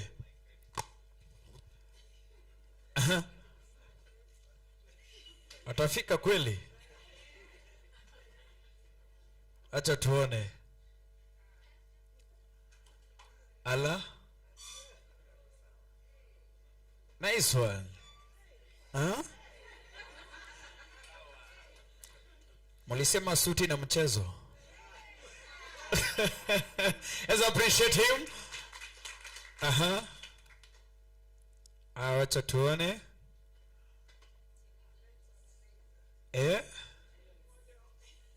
Model. Nice one.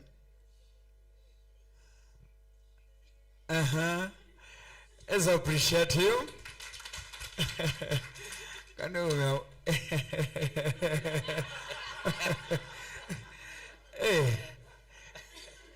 Hiyo ni kali.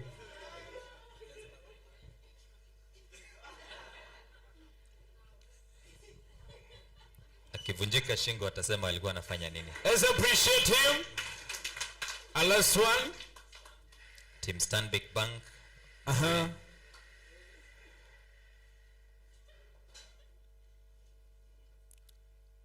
Good. Munangojanga tu ianguke. Let's appreciate her. All right. And this is the last one. This is the last one. So I don't know. Kuna flyer kwa meza. Pick a flyer. Pick a flyer and flyer yenye iko kwa meza. Pick a flyer.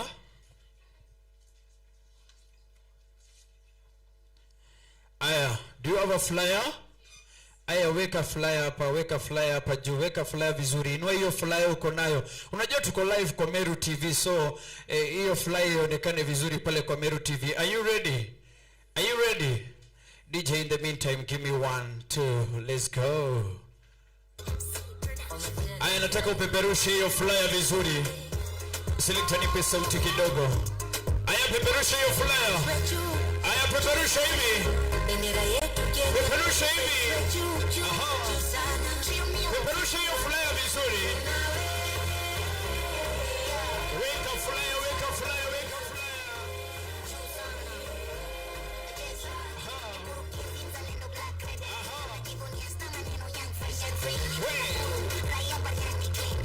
We are shining to the world.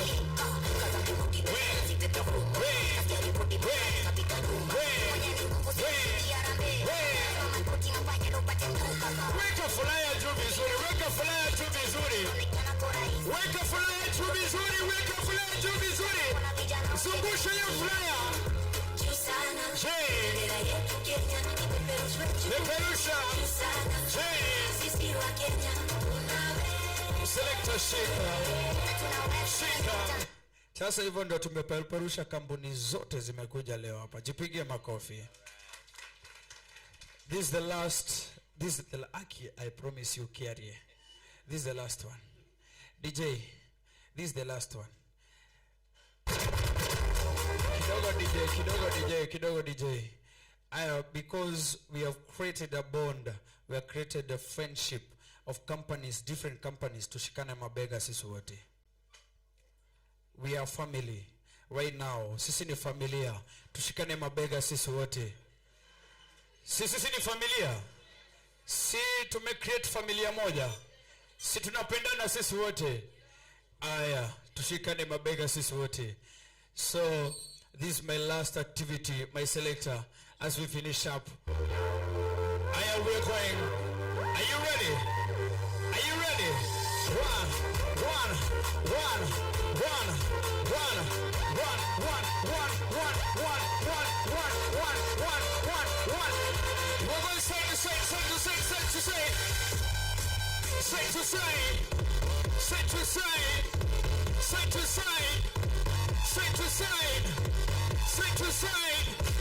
going to say. One, two, three, four. Selector.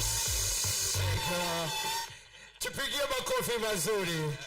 Thank you so much. I go by the name of MC Jairo. Asanteni sana. All right, let's appreciate MC Jairo once again. Makofi mazuri kwake. All right, let's get settled. At least we had to be sure that when we get to the keynote speaker, nobody is sleeping and nobody is dozing off. So the next speaker I'm just about to call is an author.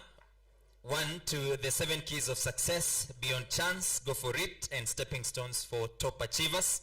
He is the founder and CEO of Passion Biz Academy, which specializes in teaching startups and service-based entrepreneurs on how to start or grow a high-income business venture from one's passion, brilliance, and expertise. So ladies and gentlemen, put your hands together for one and only Mr. James Karundu. Wait, for this one you'll keep clapping until he comes, until he says thank you very much. So we keep clapping until he comes and says thank you very much. We keep clapping for Mr. James Karundu. Keep clapping for him. He's on his way coming. Let's keep clapping for Mr. James Karundu.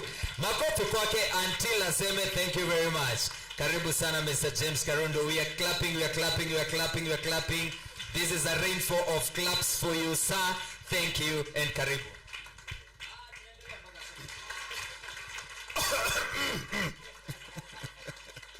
Hi Abasi, thank you very much.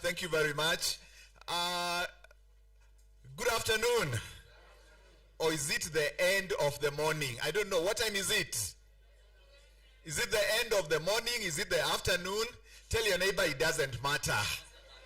Exactly. I need 2 people here. I need a lady. I need a gentleman right at the front right now. Please step forward. I need 2 volunteers. Tell your neighbor mambo ni chap squeezy. Yes, thank you. Tuwapigie makofi. Oh, me, I'm seeing my Optiven people. Sawa, niko na kazi kwako na kazi kwenyu. So what I want you to do, I'm going to start with the lady. So just hold that and I want you to tell me what you see. Just look carefully and tell me what you see. Yes, hii table ya watu wa mapema ndio best. Nyinyi ndio mlikuwa mapema. So I don't know what it is that you see. Are you seeing some dark shapes? Are you seeing some dark? Yes. Are you seeing let's see, some of you can see a spade. I don't know if you can see a spade. Can you see a spade? Yes. And the gentleman, tulia tu niko na kazi kwako kidogo tu, but the lady, maybe just turn it that side. Can we see some dark shapes? And some of you are seeing, let me see what one can see. Some of you are seeing, I think, a spade. Watu wa real estate wanaona chimneys mahali. Is that right? Kuna wale wanaona chimney, kuna wengine wanaona tap. The ladies wanaona zile hat za weekend. Is that right? Now, I have good news for you. I have good news or bad news. These are Kenyans. Which one do you want to listen first? Good news or bad news? These Kenyans. Ati nipatie bad news nimalizane nayo. Is that right? Yeah, so let me see. How many want to hear the bad news first? Watch out. Ni Kenyans. Just raise your hand. Tell your neighbor bad news kwanza. Tumalizane nayo, isn't it? Now, tell your neighbor there is no bad news today. There is no bad news today. Situko Meru, sindio? Excellent. But also there is no spade. There is no what? Spade. There is no spade here. There is no chimney. There is no, what else did you see? There is no hat and so on. Now, the gentleman, I want you to hold this. You can show that one. And maybe some of you are starting to see what it is. If you see what it is, don't say what it is. Just raise your hand. Aha. So, are you stretching or raising your hand? Yes, just raise your hand if you can see it. I'm coming round to hear whether maybe this gentleman, kuna wale ambao wako hapo wanasema hawaoni vizuri. Just ile kwanza ile table ya watu wa CPF au. Unasikia zile the many things they do. So, let me hear from the lady who raised her hand first. So, what do you see? Sawa. Some people are saying there is a word there. Can you see the word? I don't know, Madam Organizer, are you raising your hand? Are you saying hi? What are you doing? Are you raising your hand? Are you seeing a word? There is a word, and that word is what? Excellent. Now you can hear half of the people did not see it, and other half have seen it. This experiment is called hidden in plain sight. Tell your neighbor, hidden in plain sight. You see, we are here today to learn about opportunities. We are here today to grow our businesses. And if you want to grow your business, you must be good at spotting opportunities that are hidden in plain sight. So, there's still somebody who has not seen it. So, it's okay to ask your neighbor, iko wapi? Just ask your neighbor, ni sawa tu, iko wapi? Iko wapi? So, yeah, and somebody's just, it's just there. And you see, business is like that. There are usually opportunities. Some people can see the opportunities and others can not. And of course, yes, and thank you for explaining so that, yes, good, excellent. I think we are together. Tuko pamoja, sindio? Excellent. Thank you. Fantastic. So it's okay. Thank you. Let's clap for our friends here as they get to sit down. So today it's about the opportunities that are hidden in plain sight. You're here, and the wakili left at 3 a.m. to be here. I don't know what time you left to be here, but you are here today. Is that right? You're here today because you want to grow. Kweli ama si kweli? Tell your neighbor, I want to grow. I want to grow in a big way. And the way to grow is when you start thinking about opportunities that are hidden in what? Plain sight. And today I want to share with you, how do you spot the opportunities and how do you make use of them? So for you to harness the opportunities that are hidden in plain sight, you must be different. Tell your neighbor, be different. You must be what? Different. The marketplace is looking for somebody who is bringing something different. And at the end of the day, the journey that you must take, oh yes, good. At the end of the day, let me just check here. Wangapi walikuwa kwa Standard Chartered Marathon the other day? How many of you are there? I was there and I got my medal. Okay, huu ni wakati kupiga makofi tafadhali. So this journey of business, it's like the Standard Chartered Marathon that I went for. And the way it works, kwa wale ambao wajaenda, is you have to choose your race. So the opportunities are there. Choose your opportunity. So for Standard Chartered Marathon, you choose your race. Alafu unapatiwa number. Alafu unapatiwa nini? Number. In other words, you have to choose the opportunity that is right for you. Choose the opportunity, choose your race. And then from there, it is all about starting the journey. The journey of business success is a marathon. The journey of business success is a marathon. And when it comes to being a marathon, it's about staying with it. It's about sticking with it. And if you've ever done a marathon, if you've ever done something like a marathon, it will always stretch you. It will always stretch you. But you must stick with it. Tell your neighbor, stick with it. Because the medal that you get is clients who appreciate what you're offering. There is a client somewhere who is waiting for you to keep going. There is a client somewhere. There's an opportunity you have seen. There's an opportunity you have seen. And some people saw the rain in the morning. Remember how it was raining so heavily? Is that right? And then they gave up. You must keep moving. You must keep moving through the rain. Because after the rain, the sun comes out. Angalia kule nyuma. Just look behind there. Tell your neighbor the sun is out. So, kwa safari yako in the marathon, the rain itakuchapa. And the way it always goes is this.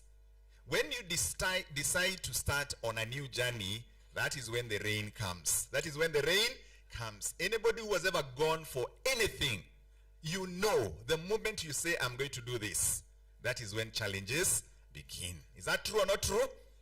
Let's talk a little bit about challenges, because I don't know how many of you, what is this one called? How many of you have used this? Inaitwaje? Mina waona tu hapa. How many of you have used this? Naona my friend Alex pale, umepiga hiyo smile. Ni kama kusema ushatumia fare. How does this fare work? Just show it to me how it works. How does it work? Huyu jamaa yuko na success hapa. Hebu tuonyeshe tu hapa. Boss, sorry. Simama. Just show us how it works. So you do what? You put a stone or maybe what you want to use to target the object. Then you pull it, so it will catapult the stone according to the force to the direction. Huyu ni jamaa alifanya physics. Mwambie, tell your neighbor physics. Sawa. But this catapult only works when it is pulled back. Is that right? So kwa hii marathon ambayo unaanza, you start getting challenges. Kuna nyesha. Or you start getting setbacks. You start getting what? Setbacks. This catapult stands in for setbacks. Kama si setbacks, ni speed bumps. Kwanza on your way to Meru, kuna bumps mingi sana. Is that right? Na kama ujazoea hii barabara, there's a chance you hit one or two. Am I speaking to somebody here? But the purpose of the speed bump is to slow you down. The purpose of the speed bump is to do what? So that you can reach your destination. So sana when we experience setbacks, we think that you are not meant to do it. If you are getting setbacks, it means you are meant to do it. You see, the only way you can get a setback is if you're up to something new and something big. So what I'm trying to say here is this. A setback is a setup for a comeback. Ooh, I think I like that one. Just tell your neighbor, vile nimesema. A setback is a setup for a comeback. Is that right? Most entrepreneurs, it is all about the comeback. And you come back so many times in the entrepreneurship journey. Am I speaking to somebody here? So, sana, you hit a speed bump, and then the only challenge is don't talk to the wrong people. When you talk to the wrong people, they'll tell you it is evidence you're not supposed to do it. Kweli ama si kweli? That is why you need to come for such meetings, such events, so that you're in the right company. People who tell you, keep going. Tell your neighbor, keep going. That is what it's all about. So the idea then is that it is a marathon. Yes. You've already chosen your race. Yes. Na kunyesha ni lazima. Tell your neighbor, kunyesha ni lazima. But you don't give up. You don't do what? Don't give up. So the key thing here is this, that for you to succeed, I want to remind you also that for you to achieve that particular goal, you must be different. We said you must be what? Different. So I want to give you 3 areas of differentiating yourself. 3 areas of, there are 6 of them, but my friend here is keeping an eye on the clock, so I'll give you 3. But the 3 areas of differentiation is the people you serve. The people you serve. You see, the people you serve. And you can pick that as an area of differentiation and use it and maximize it. You see, what's interesting is this. Most people will never ever get all the benefits you offer. Most people watashika moja. Tell your neighbor watashika moja. People will know you in relation to one thing. So what I'm saying is be intentional. You know, be different. Choose your area of differentiation. And one of them is the people you serve. Another way is the problem you solve. Wewe ni daktari wa nini? You know, it's like I think there is Gertrude's here. Where is Yes, Gertrude's, we know Gertrude's. The problem they solve is in relation to what? Watoto, isn't it? Pediatrician. They are known for that. You know, it's their number 1 point of differentiation. That they could be the amazing Nairobi hospital. But there is Gertrude's with children. Kweli ama si ukweli? We are talking about points of differentiation. One of them is, what did we say the first one? And the second one is the problem you solve. Okay? So the other point of differentiation then is, it has everything to do with one more thing. Let me tell you that this item is the biggest differentiator. This item is the biggest differentiator. Let me explain it to this. You see, the opportunity you're willing to go for. The opportunity you're willing to do what? Go for. Because people see opportunities, and as I'm bringing everything together here is, you see, remember we started with what? Hidden in what? Plain sight. And many of you, there's something you see. Many of you, there's something you feel in your heart. You see? And then you don't do it. Have you ever seen somebody who has launched the idea that you are thinking about? Anybody who has ever seen that? You're like, that was my idea. In fact, you know, like I even thought about it 5 years ago. Is there something like that? So, the greatest differentiator is your willingness to go for that opportunity that you see. You see, there's an element of trusting yourself in this particular one here. There's an element of what? Trusting yourself. Because what happens is, you start seeing an opportunity and you're wondering, why are people not going for it? You know, why is it that, kwani hawajaona, ask your neighbor, kwani hawajaona? The truth is, there is an opportunity that only you can be able to see. Am I speaking to somebody here? That there is an opportunity even now that you are seeing. There is an opportunity even now that you're seeing. Am I speaking to somebody here? And self-doubt kicks in. Self-doubt kicks in. You see, for me, as a coach and a mentor, my point of differentiation is that I work with go-getters. I work with what? I work with go-getters. That's my point of differentiation. I work with trailblazers. I work with people who want to be at the top.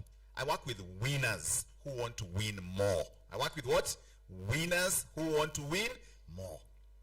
And what I've found is that most of the time, after you hit a few speed bumps, after you get a few setbacks, you start doubting yourself. You start doing what? Doubting yourself. So I work with them to reconnect with that passion again. I work with them to reconnect with that and to start believing in themselves and to start getting back on the path. Tell your neighbor, get back on the path. So as we speak and as I start bringing my conversation to a close, I want to remind you of this. Some of you used to use this. This is when Safaricom used to sell their number. This one, hii kwanza hii ni ya kitambo. Ni kweli ama si kweli? Tell your neighbor, hii ni ya kitambo. Hii ni ya nini? So I bought it. I bought it alafu your SIM card, by the way, it's still here. Do you think I still have that number? Do I still have that? Okay, maybe I may have the number, but do I still have that line? What do you think? So what happened? So what happened? Are we together? I bought this thing. I had great intentions. And then, sikuitumia. And in fact, hata sijai fungua. So do I still have the line? The line is what? Can we all say together? Expired. The line is what? So the point is very simple. Use it or lose it. Use it or lose it. So you use it or you lose it. Am I speaking to somebody here? Because at the end of the day, that is it. We've said there are many ways of differentiating yourself, but the greatest differentiator is the person who follows their passion. The person who follows their passion. And you always get rewarded when you go for it with a medal. You always get rewarded with a medal. But right here and right now, I want to reward somebody. I want to reward somebody who has been answering my questions. I want to reward, let me see, I have a reward. Are you raising your hand? Am I stretching? What are you doing? Okay, so my Optivem team are excluded from this particular conversation because, please come forward, Kuja, wewe. Who else wants to be rewarded? Thank you. Please come, my friend from, yeah, good. I want two ladies. You know, I'm quite generous. Thank you. Please come. Yes, Gertrude akuje na pia huyo. Tuwapigie makofi wakija. So I don't know whether we are going to do a poll or should it be, let me tell you the first person to raise their hand. The first person to raise their hand is with the guy in black. Let's call him the man in black. The what? So the man in black was the first one to raise his hand. But then there was car number 2, this gentleman from Meru University. Is it, sorry, no, not Meru University, I take that back. From Kemu, Methodist. And in Methodist, they say the future is, tell your neighbor, the opportunity is here. The opportunity is where? Here. Excellent. Or could it be Gertrude Hospital? And this lady has really contributed, isn't it? Yeah. Could it be also the lady who, when I say the lady, faster than a speeding bullet, her hand was up? Or could it be the late entrant, that last lady there? Could it be the what? Late entrant. So who should we nominate? Because this belongs to one of you. So who should be nominated? Is it car number 1? The guy in black. After all, was he not the one who raised his hand first? But I'm saying this is for one of them. Could it be the way they say wa mwisho atakuwa wa kwanza, the late entrant yanapata? Or could it be the lady of faster than a speeding bullet? Or could it be the future is here, so it is the time for them to be rewarded? All I'm saying here is that this one is a reward for one of you. So I don't know who. Or tuchuseme tu middle. Ama tuseme iki pinki ponki. I don't know. But the point is this. It is here and it is for them. I don't know. I have no idea. It is for who? First of all, let's give her a big clap. I have just been telling you that it's all about going for it. Is that not what I was telling you today? I already gave you the answer, Kitambo, that it's all about what? That is what I've told you. We said opportunities are hidden in what? Plain sight. And hold on, and just a second. Listen, I told you this. And we said there are 3 ways of differentiating. One of them is what? The people you serve, The second one is the problem you solve. And then we said the third point of differentiator is the person who goes for it. You see, the point there is this. First of all, let's give ourselves a big clap. You see, you're here in Meru because you want to grow. Is that right? You're here because you want opportunities, isn't it? And I've said, there is something you feel in your heart. That is the one. You see, there is something you feel in your heart. And then the voice kicks in the head. What are people going to think about me? What are people going to think about me? Are they going to think mimi ni kimbelembele? Are they going to think ati I am broke? Are they going to think I am desperate? Tell your neighbor, watch a hill. There is only one rule of success. There is only one rule, and it is all about going for it. Tell your neighbor, go for it. So for you, you get a copy of my book. It's called, I'm gonna sign it for you for now. I'm going to give you a handshake and say, Karibu sana, go for it. May you go for your dreams. And I have copies of my book in my stand right there behind. The books are there. Grab them at 500 each. They normally cost double that elsewhere. So grab a copy, have just a few copies, and I'm going to sign for you. But for the Lady of Gertrudes, we all say congratulations and go for it. Thank you. Now, for the rest, please don't go away because I have something for you. I have something for you. Please do not go away.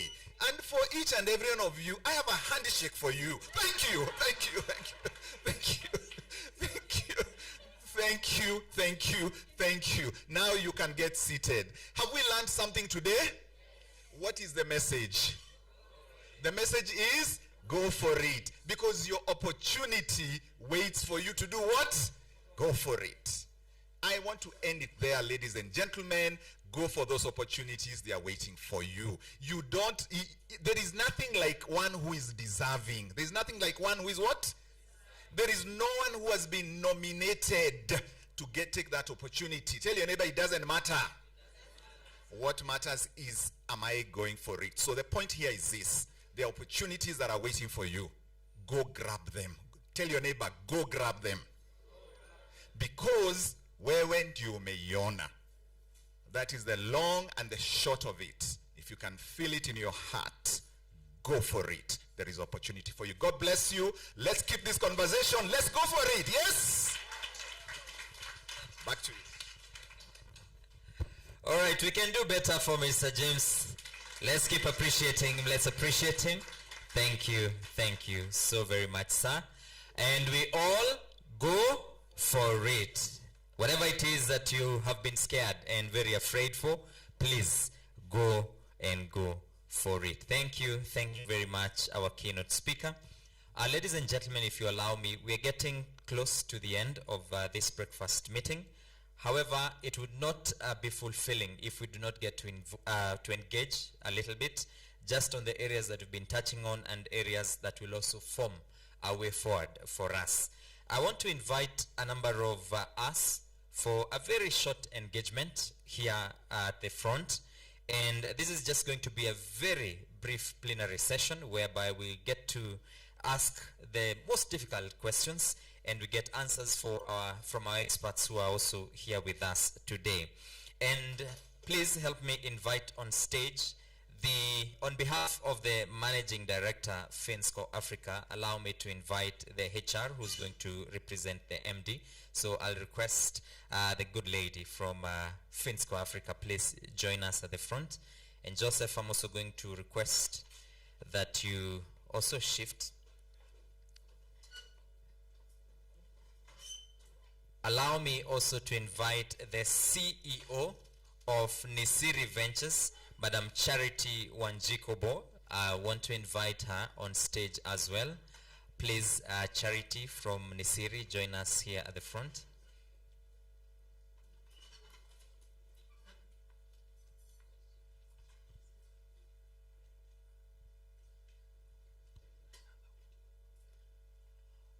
Thank you, Charity.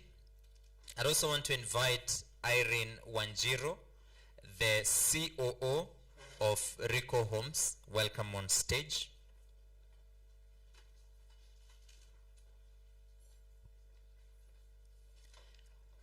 Lynette Wairimo of Nemo's Homestays. Please join the panel at the front. Is Nemo here?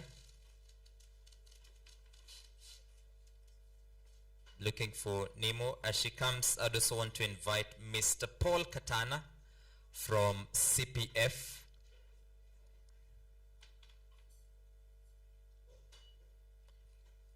As Katana settles, I'd also love to invite the Group CEO of Pell Security, Mr. Isaiah Mutura Kirema. Is he still with us, Mr. Isaiah Kirema? If he's not here yet, then I'd love to invite finally Miss Elizabeth Jasmine Karaoke, a communication strategist, and that of We'll Need More Tea with Joss, or with Jas, I beg your pardon.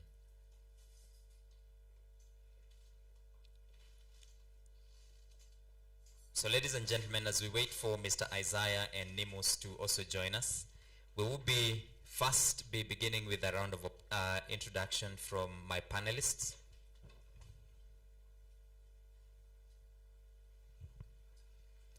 Our panelists are going to do a round of introductions, and I want to start again from the gentleman, the only gentleman in this panel.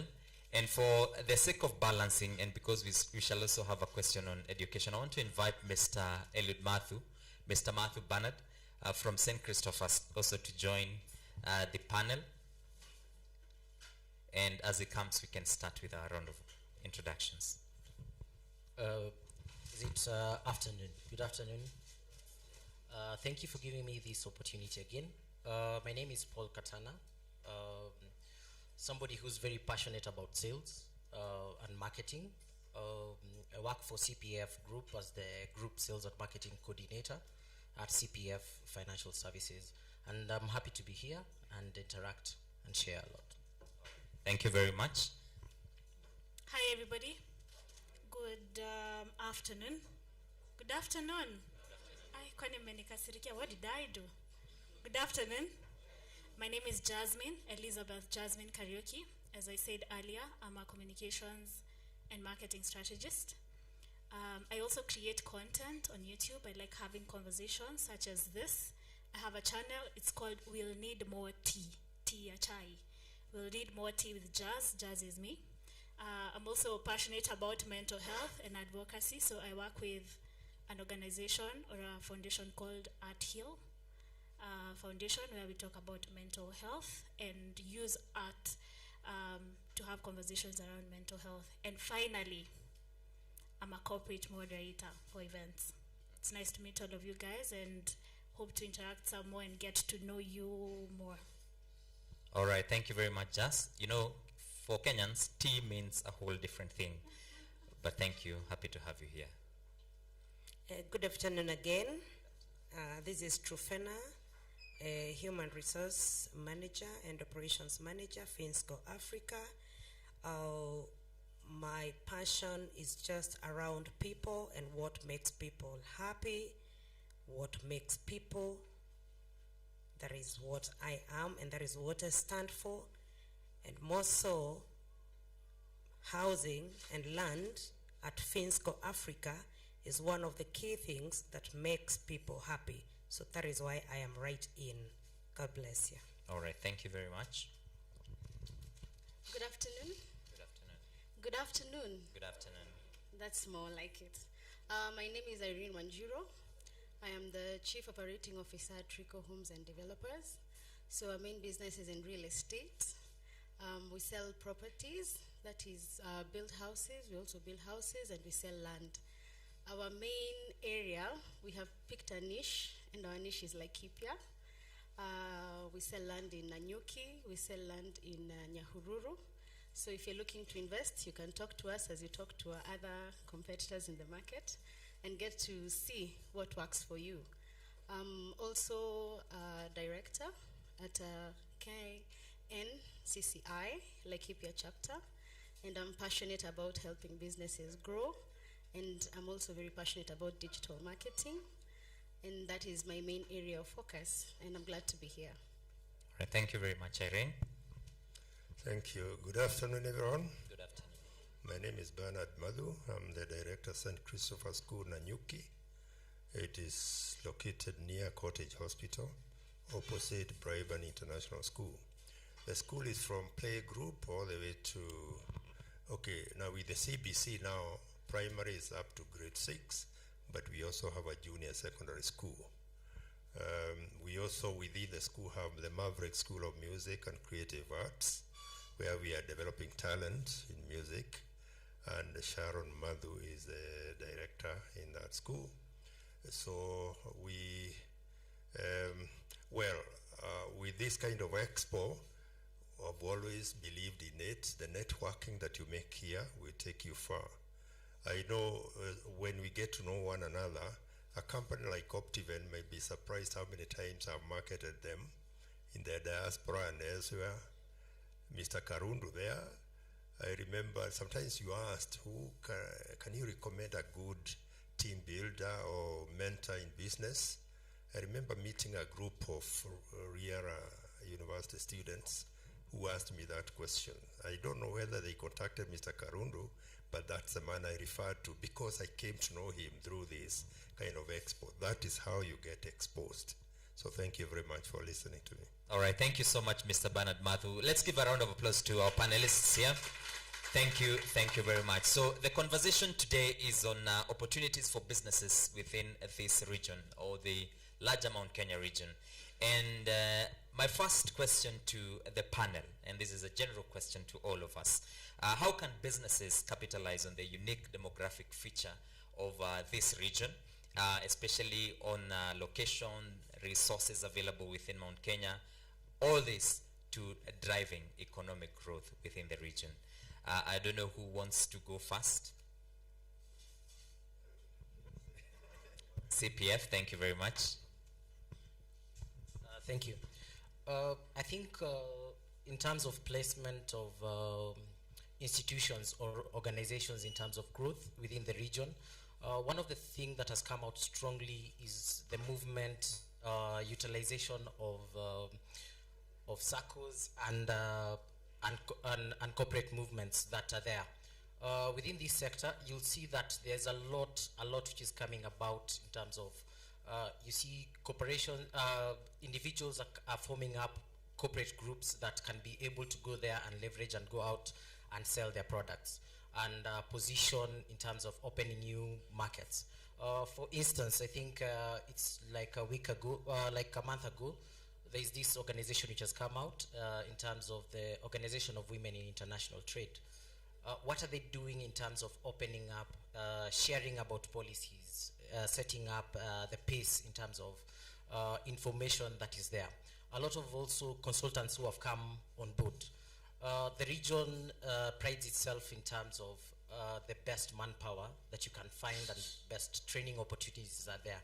What are individuals trying to use? They need to move away from where the traditional methods of sourcing out and engaging more of professionals to be able to move to the next stage. Yes. All right. Thank you very much. Just or okay.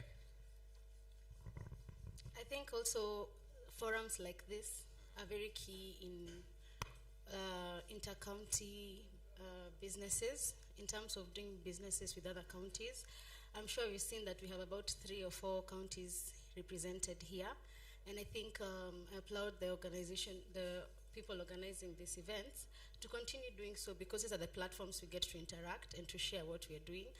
I can already spot like 5 businesses and 5 people doing different things in the market area, and this would play a very vital role in helping us network and also get to share our businesses. Like now I'm from Laikipia, I'm here in Meru, I'm meeting people from Meru who are doing businesses, and that enables me now in the future to work with people not only in my locality but also beyond.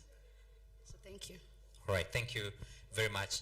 And maybe a question to you, Jasmine, especially on marketing and communication. We know effective communication is a great component of success in business. What are some of the strategies that businesses within this region can employ to effectively reach and engage local markets and probably markets beyond Mount Kenya region? When Faith was speaking, I think I was ticking a lot of some of those boxes because she touched a lot on digital marketing and marketing in general.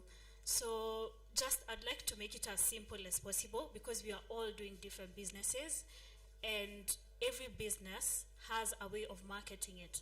Yeah. So before you started a business, I'm sure there's a reason why you started the business, right? There's a reason, right? You didn't just start, okay, apart from money, which is of course a reason, but there has to be something more than money that, or rather a purpose that your business is serving, right? So when you're thinking of marketing and when you're thinking of communication strategy for your business, I think the most important thing that probably people don't think about is identity of your business. Think about the identity of your business. What do I want my business to accomplish? Once you've set that up and once that is clear, then you're able to set your objectives, which then will help you be able to set a marketing strategy for what you're doing. Let me make this even more simpler. For example, let's say I'm selling this pen, right? Right? I'm selling a pen. This is a pen that I'm selling. So I need to identify what purpose do I need this pen to serve, right?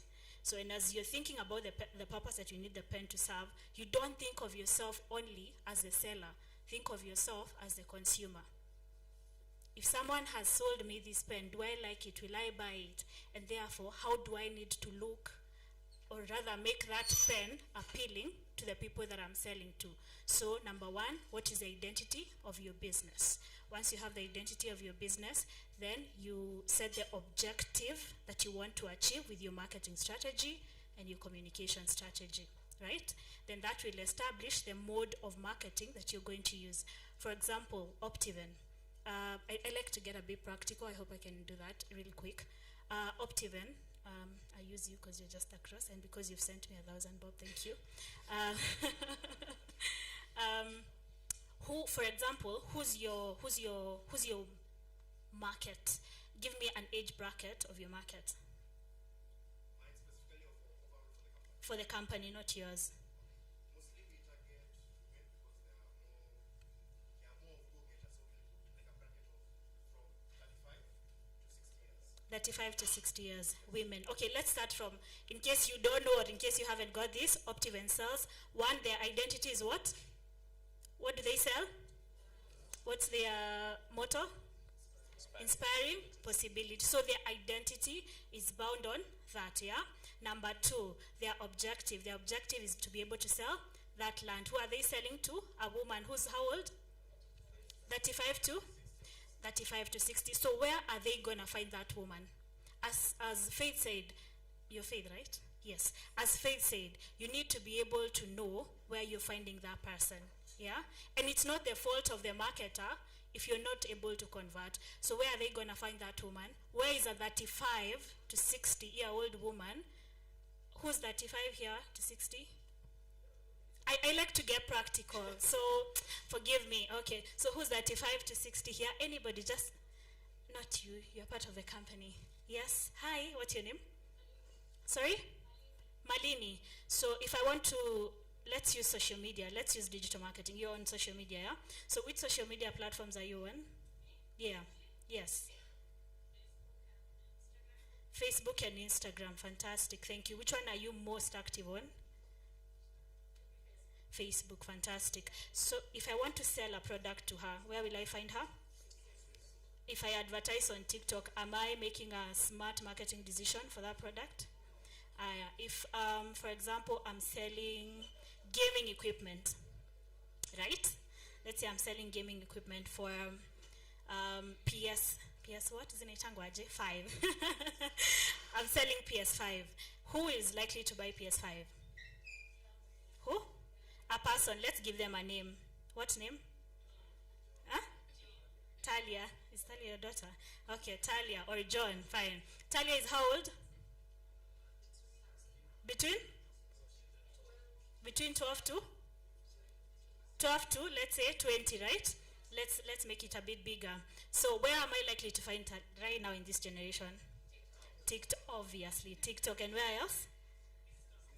So if I put my product on Facebook, will I find her?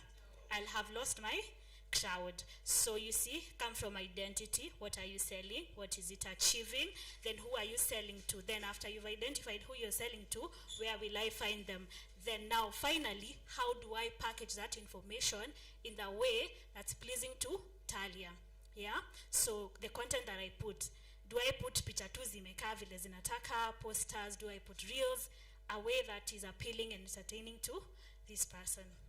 In many words, I hope I've answered the question. All right, thank you very much. I see the seat is getting really hot until just had to stand. Now I want us now to get to industry specifics. And probably I can come to Mr. Mathu, who's in the education sector. And so we grew up being told that education definitely is the key to success. And success is in every aspect of life. Coming closer home to business, how can the success of businesses within this region contribute to the overall also growth in the education sector, or vice versa? Growth in education, how does it also contribute to success also in business? Mr. Matthew. Thank you. Everyone here who is doing business went to school. And the kind of business you do, first you get the basic education, you get learned. You can be anything and do anything else. When you're a doctor, you don't have to, I know professionally you like to serve as a doctor, but that does not prevent you from doing any other business. And the broadness of your education is what enables you to identify opportunities and pick the business that you want to do. Sometimes when you begin a particular business, you'd like to get more and more information about it for you to succeed. You don't go just into the darkness, but you need to understand what the whole business is all about. So in development of school business, of course, you need that exposure. You need to give quality, because parents today are very enlightened. So wherever they take their children, they need to understand what you offer and the genuineness with which you are doing that business, not just focusing on money. To do a good and a successful business in schools, then you need to offer, first of all, quality. Sometimes parents don't look just about the buildings and whatever. They want to understand what their children are being exposed to. And for today's world, the exposure should be both in the academics and all the co-curricular activities. Because children today, their levels of concentration, I don't know whether it's changing, not like our time, but once, if you make them focus on one thing, they get bored. So for schools, we offer a lot of co-curricular activity and exposure to so many of other learning areas. So as a business person also, not just about the school, a region like our Mount Kenya region, it's good to also take advantage of devolution. It has now brought management of affairs nearer to you, and there are a lot of opportunities that you can utilize by looking at the uniqueness of each county, and especially those that are surrounding you. Our Laikipia, Nanyuki, Nyeri, Kirinyaga, Rembu, Meru, there is great potential, and you've been told, go for it. Don't, I know we discuss so much in business, and you hear other people saying all kinds of things. Take time to study those ideas that you are getting and try that opportunity. In this region, I think we are well endowed, and there is great potential and opportunity for us. Thank you. All right, thank you. Maybe just before you pass on the microphone, you know, we've had conversations about people probably who reached at some point through their journey to education or through education. If I mention names, people like Sir Richard Branson, Steve Jobs, these are people probably who did not complete school. but they ended up being very successful, if not the best business people across the globe. What is that perception, especially to a generation that is hoping to become successful in business, whereas also education is supposed to be a consideration also through that success? In our education systems and the systems that we have had before, we have been having education system that focus you on employment. You are told to go on and on and on so that you get a good job. Today, things are different, and no wonder the government thought about the CBC, because now when those days when we were in school, you would only be told about careers that make money. Go to this career, go to the other, because you get a lot of money and get rich. Today, you get to understand that in every area you can make a living, and very successful living. It is not that you've got to go to the highest levels of education, PhD and beyond, to be a successful person in business. No. And get to understand yourself and the talent that you have. The studying broadly helps, because it gives you the knowledge and the opportunity to understand how different businesses operate. And therefore, there are people who within themselves have a very strong drive, very good PR, very good personality that interacts well with everyone. That potential you have can drive you to very successful business without necessarily going to the highest levels of academic achievements. That's about what he has mentioned about Steve Jobs and others. They discovered early what they can do and went for it. In our country, the spaces are opening now. We are not now just focusing on who is the highly educated to get this job or the other, but broadness, read widely, even outside school, not for any certificate. Just keep reading books, magazines and everything. Social media has so much information that broadens you to help you survive in most businesses. All right, thank you so much. I'd love you pass the microphone to Finsco Africa's representative. And I want to ask a very specific question on gender, and probably also touch a bit on the industry that you're in. We are in a region that historically women have not been accustomed to leadership roles, especially also in the business side. How are the opportunities like for women in this region, and how can they be supported to take up these leadership roles, and how are these roles going to impact the development within the economic space within this region? Thank you very much. I should say times have changed.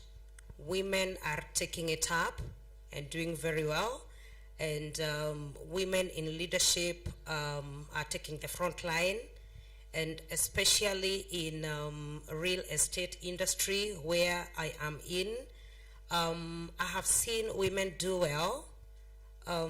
What I can say is, even in our research and especially in our digital marketing research results, we have realized that actually even in buying of land and housing, most of our clients are women. So women have taken the role up and are doing very well. Possibly what we can do maybe is to continue empowering the women, at the same time also bring up the boy child, because I think the speed at which women are running with the business may overtake the boy child. So we need to take up the boy and the girl at the same speed.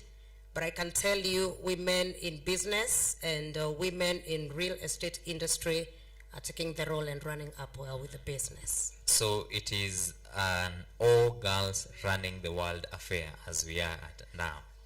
Looks much like it, but we are really trying to pick the boy as well, because we need the boy in the race. All right, clearly. And to the boy children in the room, the challenge is that things are moving pretty fast and our women are not sleeping, so we better be on the watch out. Now, mental health. I know this is an area whereby probably most business people do not sit to look back into their lives and check whether they are mentally okay. I know we put in long hours, especially in projects, in moving sales, in making sure that systems are working for our businesses. How can entrepreneurs, business people with this region make sure that they are taking care of their mental health? Thank you for that very important question, because mental health is a very big part of success.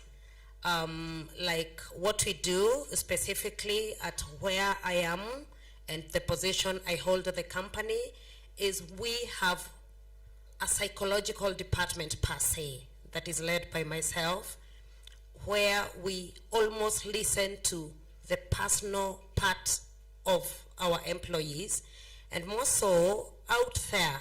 I think it is important that every company embraces the psychological part or the psychological health of every person or every entrepreneur. More so, I think even the entrepreneurs out there should not just think the project direction, but think the human part, because that human psychology has to be straight for the project to be straight or successful. So mental health is very important. We hold it at very high esteem, and we embrace to ensure that our people are mentally healthy. Maybe pass the microphone to Mr. Matthew. I know he's a large-scale employer. How then do you balance between your staff's mental health and the institution's growth, such that probably they do not feel too pressured, even with work and their life, vis-a-vis the growth and success of your business? Yes, the issues of mental health, sometimes when an individual has an issue in that area, sometimes it becomes very difficult to identify. But when through constant talking and training, in some cases you are able to identify, and there are situations whereby you may need to talk to individuals to people at individual level, or at times when you discover that, you refer them to somebody who could be help to them. So in institutions, we constantly discuss, do some kind of counseling, team building and all that, to help people overcome issues that they could be suffering from. But of course, I think with our society, it's never easy to tell somebody that they could be suffering from some mental health issues, other than just advising people on certain things they should do to avoid getting to those levels. There are a lot of stresses that people go through, and at times affecting them, and you find even in the performance of duties, you may discover certain individuals that are not giving their best. So once you are able to identify, from there you take up the matter at that level. But we do a lot of advice and talking to and ensuring people are not under undue pressure when they are working. All right. Yeah. Thank you very much. Before we come to, you wanted to contribute on that? All right, we can pass to Jasmine. I wanted to just say something very brief, especially for, I know most of us are from, Mount Kenya region, and we are busy chasing the bag, yeah? We lazima to make it, sindio? So I just wanted to mention something small on mental health and probably trying to create a work-life balance. Sometimes we are so overwhelmed with the chase that we forget about ourselves. I like to sort of compare it to a seesaw. You all know a seesaw, yeah? So on one side is life, and on the other side is work. So the ideal is to have it balanced. But, well, let's be real, it doesn't always happen that way, yeah? So sometimes it's hanging in there, and it's okay. It's okay for it to swing up and about, as long as one doesn't go up there and one is down there, yeah? So you need to take care of both. You need to take care of your work, but you also need to live. You also need to take care of your mental health. You also need to take care of your physical health, of your social health, of your everything. You need to be an all-round person. And you realize once your seesaw is balancing and going well, then even your work, you're able to be more productive. you're able to produce more results, you're able even to do better at your work. So it's important to put that part of life in your schedule. As much as you're a business person, money-oriented, kaburoti, maguta, you know, you're chasing the bag. It's important for you to also be able to take care of yourself. And now even as an employer, as he said, be keen on creating a working environment and a culture that promotes conversations, that promotes people to be able to have an environment where they can talk. In case there is harassment in the office, do I feel free? Do I feel like this is an environment where I can be able to express myself? Is there feedback? And a lot of places have feedback, yes, but do you act on that feedback once it's given, yeah? So create a work culture and a work environment that is suitable and comfortable for people to be able to express themselves and to talk. And also you as a leader, because I know most of us are leaders, lead by example. Let people see you as a person who has a work and life balance, a person who's wholesome, because there is not only one side to you. Yeah, I think, let me say that. 1 minute. 1 minute. Sorry, I'll take back the business to a simple component that I think for most of us we are not looking into. We are quick to look at the corporate structure outside, but the most basic unit that people need to go back to is the family. Going back to the family is where you find if at home it's not working, there's no way your business is working. If your home is not working, there's no way something will work out there. So if we can make successful, because when you look at the structure of any business, the structure of any business is just the same way you've structured the family. There's usually the head. There's usually, if the husband is the CEO, the mom is the what? The CEO, senior. And the children are your employees. So in most cases, what we've done is that we've forgotten that bit in terms of the family.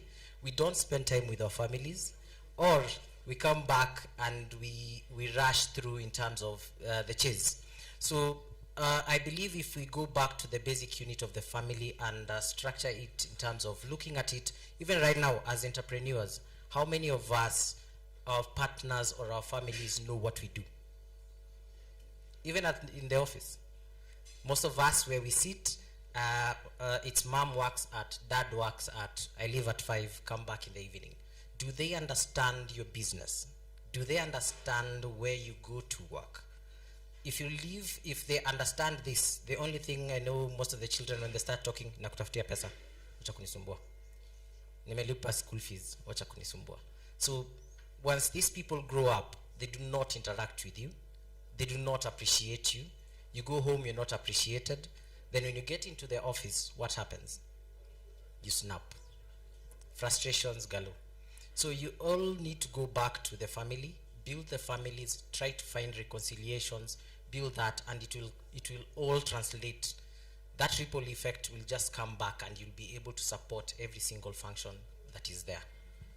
All right, and I just want to make it clear that when he said that the children are employees, it does not mean that now they can start washing utensils in the house, they can start cleaning the house, they can start farming just because they are employees. I wanted us to bring this conversation to a close, but it would be very unfair if we did not look at the contribution that both local and national governments, the contributions they're actually putting towards success of businesses within this region. What are some of the policies or changes that we could probably suggest or advise or even propose to government that could also make business easier within the region and nationally? And I'm happy that Meru TV is with us here and our politicians and leaders also are watching the conversation. Who would want to go first on that from our panel? Yes, just. I'll state maybe 2, then the rest of the team can state the others. Yeah, I hope they are watching. Please be watching. And if they are not, send this to them. Yesterday I was watching something and someone was saying how they've been in business for 15 years. They have a shop in town, in Nairobi, I think. And they were talking about how they are now closing their shop because conditions are no longer favorable for them to be able to work. Taxes are too high, everything is expensive, so they're closing down their business. So one way that I think the government can support is by creating a favorable environment for people to be able to do business. Yeah, much as the taxes and everything else is high, and you know, they gotta do what they gotta do. I think by creating an environment that supports entrepreneurs, business people, that would be really, really good. Number two, and I think it's something a lot of business people ignore, is collaborations. A lot of times, like for this event to be successful, a lot of people have worked together, right? Right? Cindy, I had the MC mention so many partners. When I look around, I can see a lot of people, and for this to be successful, a lot has gone into it, and a lot of people have given their effort. So think about collaborating with other people. When you're doing something together, it's not always about competition, yeah? Think about collaborating. You achieve more by working together, and when you work together, everybody wins. So yes, collaborations. Let's embrace collaborations. Let's want to work with other people, even if you're in the same field. Like here, I've had a lot of people in marketing. I'm sure we have so many marketers. I've learned so much from them, and I'm sure we can do great things together, and we all win. It's not always about who will get more clients, who will, you know, do better. For example, I am a marketing strategist. She's in marketing. If you want to do business, you look at who serves you better here, right? And who serves your need better. So if we work together and we collaborate, then we are able to achieve more as a community, as a society, as a people. And I think we'll be able to do great things once we work together, right? No man is an island. All right, thank you very much. Just maybe 1 minute from Katana and then Irene. I think for institutions and even as the government you're looking there, I'll wish to challenge the institutions. How many of you have governance and risk structures within your institutions? Governance and risk. Do you carry out, do you have an identified structure within the institution that you're having? Do you have a risk analysis framework in terms of what do you do? Do you observe? And when I say risk or I talk about governance, governance is, do you have a structure? Do you have an operational structure within which that you do operations on? Do you have, do you look at the risks that are happening in the market? Is your business agile enough to be able to support? Yes, sometimes we might look at the government and what it's doing. There are also opportunities within that particular framework in terms of what is changing. For instance, we have an opportunity, we'll say the government moved in with the NSSF Act. Have we seen what it has done? If you look at businesses, what they went and moved in, they say we opened up new schemes to be able to support individuals in terms of doing their investment.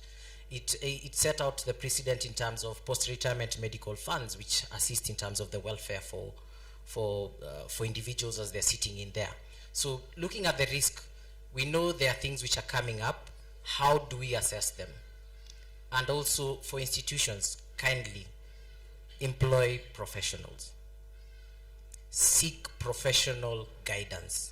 It might look expensive right now, but it is what is affecting most of the businesses because you do not have succession plans. You're looking at your products, let's say in the market. How are you a product-centered organization or are you a purpose-driven organization?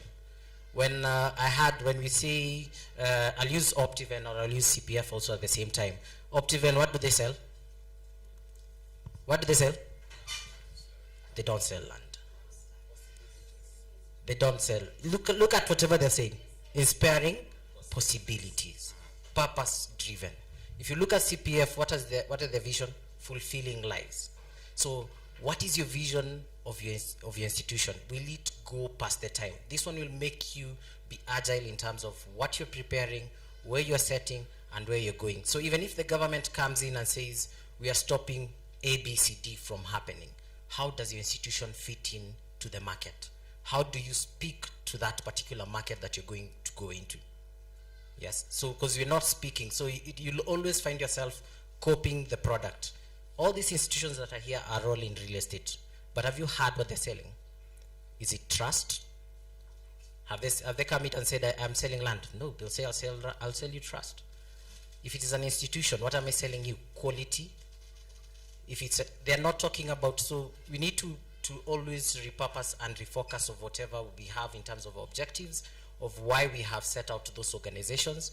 They'll help you in marketing, they'll help you leverage on time and be there in existence, even with time, even when anything happens within the government sector. And that risk matrix that you put within your institution will make you continuously monitor what is happening. So you'll be able to see and project that in 2 years' time, we're going to have this coming up. So is it going to be a cost item that is going to bring my business down? Or what can I be able to prepare myself to be able to do that?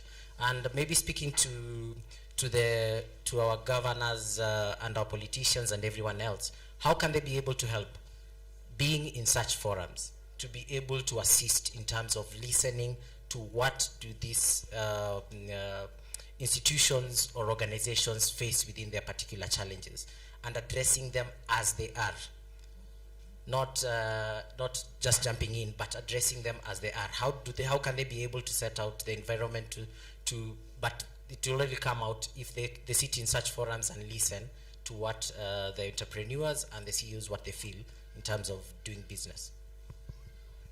Thank you. Maybe we could close with Irene. Thank you. I'll go straight to answering the question, how possibly the government would be able to assist or come in, and I'll touch straight on what affects me and my sector. So I think it is important that the government, local, county, and national government make affordable housing a reality. We have it, but making it a reality is the elephant in the room. So how do we do that? Possibly, let us not bog down the entrepreneur or bog down the developer with so many permits that are very expensive, with so many other things that are exaggerated in terms of pricing. That makes the developer not able to achieve the dream of affordable housing. So in this case, possibly I would request the government to look at subsidized permits, housing permits, land permits, and subsidized land interest rates, so that we are able to trickle down the same to the person who is buying the house or the land, and Kenya will be a better place for all of us. Okay.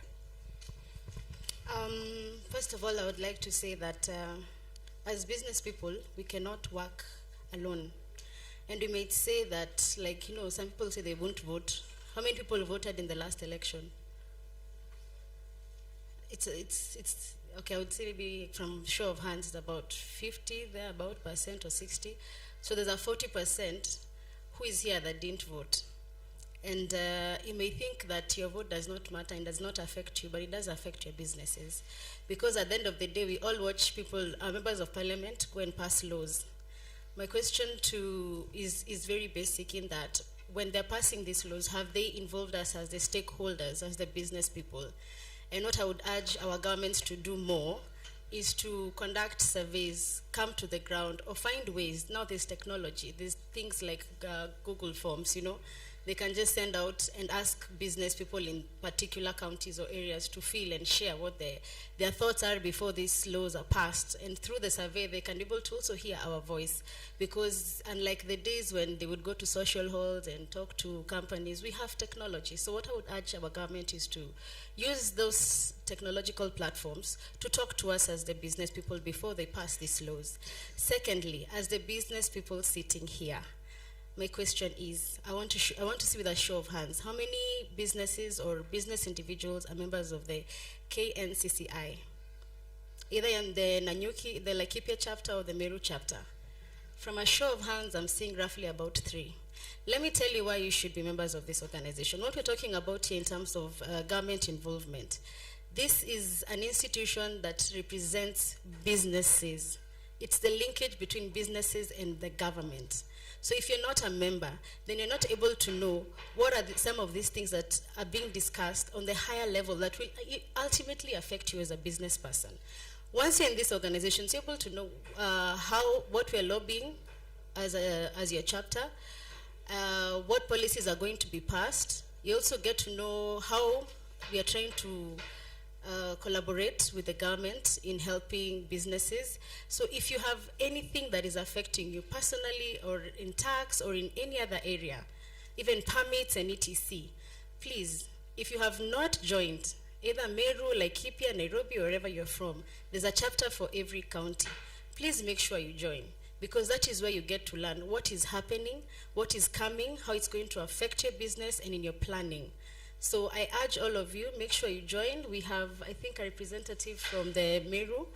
I'm also from Laikipia, so if you want to join, you can see me or see the one from Meru, and make sure you join. Hapo ndio mnapata maelezo yote.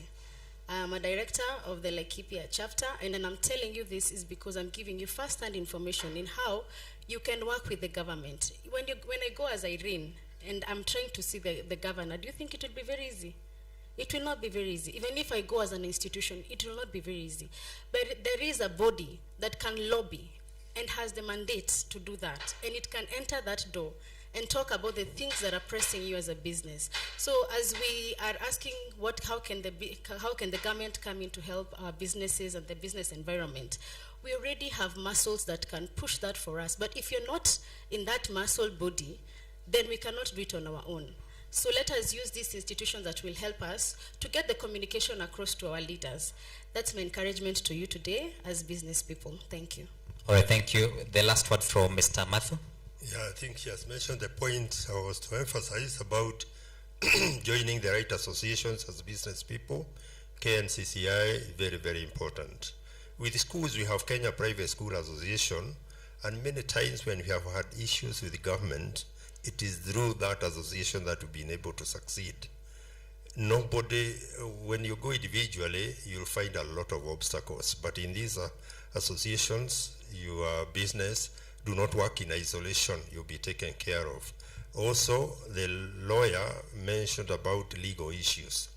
Be always at peace with the taxman and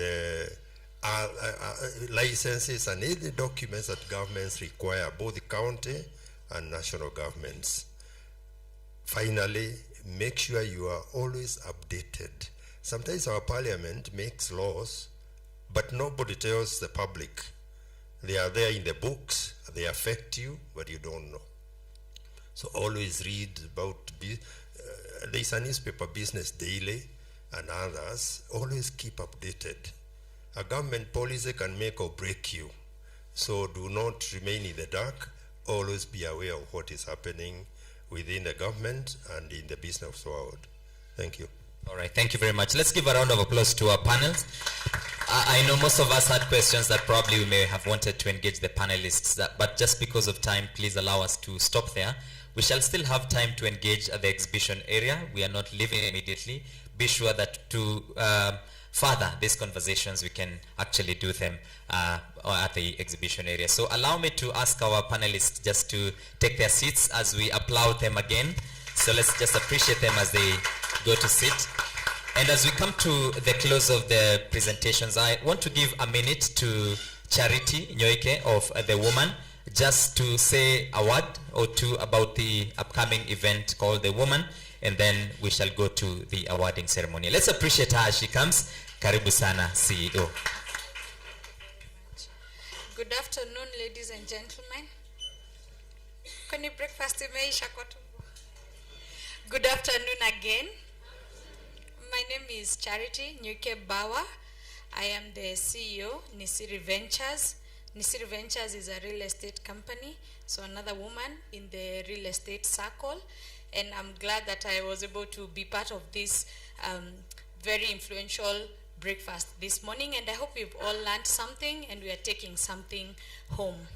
So apart from, like I mentioned, we do real estate, but I want to talk particularly about next week, which is Friday, the 10th of November.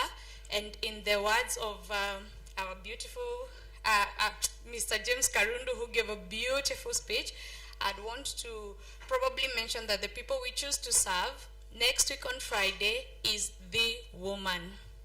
Are you proud to be women? The women we have in the circle, right? And I'm so happy we are such a big percentage today.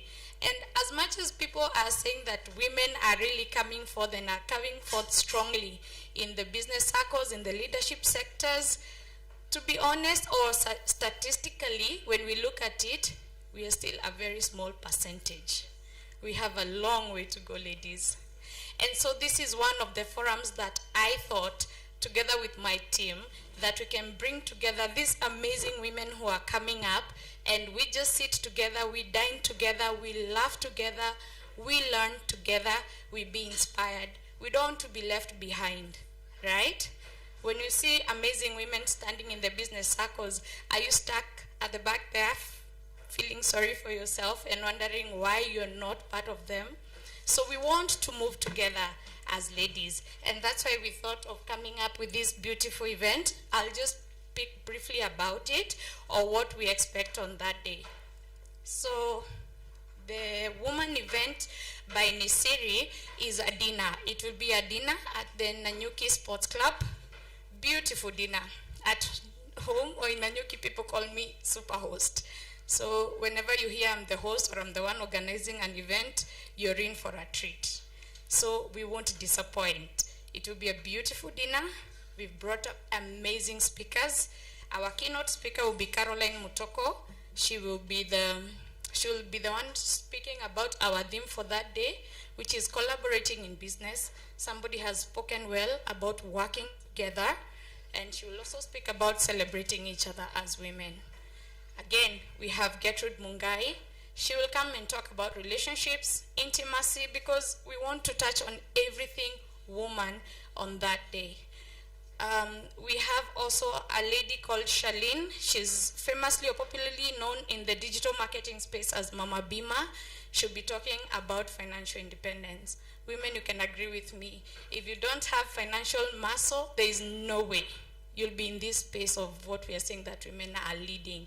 So we want her to talk to us about how we can get our financial muscle stronger. We also have an amazing live band by a lady called Caribe. I'm sure most of us know her, and if you don't know her, please check out her social media. She's an amazing talent. We have a marketing expert called Tracy. Tracy is very good in the marketing space. She has an amazing personality, good sense of humor, so she'll be our moderator for that day. So like I mentioned, there'll be a lot of learning, a lot of inspiration, a lot of working together, and definitely good food. Okay, and the best part of it all, you get to dress up. I know we all love that as ladies, okay? So please, most welcome. The tickets are going for 3,500, and at the gate that day it will be 5,000. But if you pay today, we give you an opportunity to feature for free in a magazine that we will publish, and all the audience will get to go home with it on that day. So if you pay today, we can definitely feature your business on that magazine. That will be a take home for all the women who will be there on that day. And I promise you, it is quality women. You will get value for your money. Thank you. All right. Thank you very much. Let's appreciate our CEO, Asante Sana. We call her Madam CEO at Nisiri Ventures. So allow us to do something very briefly. We want to do some bit of awarding, and we will also get we are also going to get our participation certificates after this. However, we're just going to award a few of us here, and then the certificates for participation are also going to be given afterwards. So with me here is our COO, who's also going to help me do the awarding. And the first award that we want to give is for network, for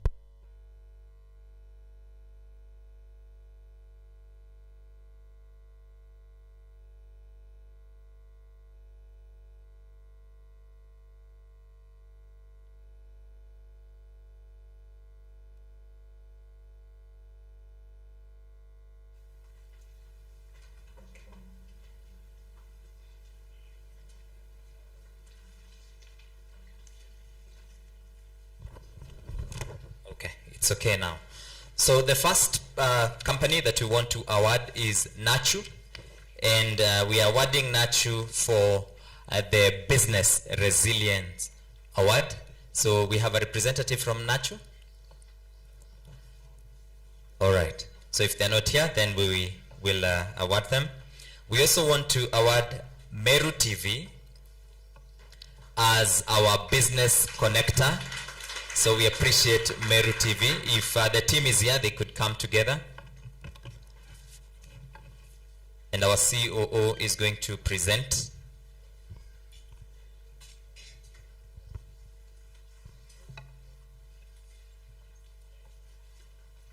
Congratulations, Meru TV, and much appreciation to the MD and the entire team at Meru TV. We've been live all this time, all courtesy of Meru TV. Thank you very much. The next award is for Fusion Capital, and Fusion Capital are getting an award as the investment visionary. Are they here? Fusion Capital. Oh, a round of applause to Fusion Capital.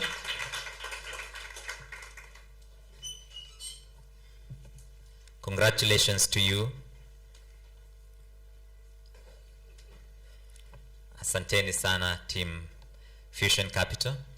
Thank you very much. The next award goes to Planet Kenya, and Planet are being awarded as our most prolific digital marketers. Congratulations to you, Planet Kenya. Thank you very much. The next award goes to Lawape Limited. I'm going to invite Chris Laban as the networking influencer. So please let's appreciate Chris of Lawape, and they get an award as the networking influencer.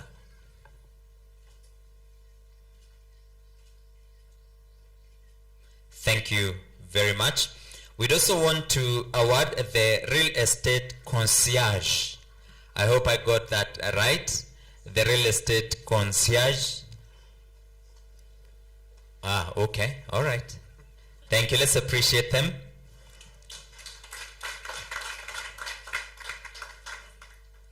Thank you very much.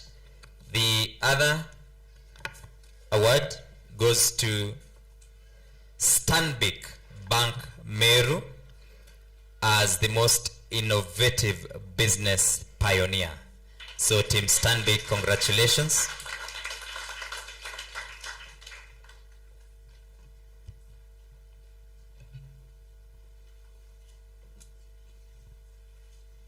Thank you very much. We want to award customer excellence, and this award goes to Finsco Africa. So congratulations to Team Finsco. And on behalf is Anne Wanjiro Gidinji collecting.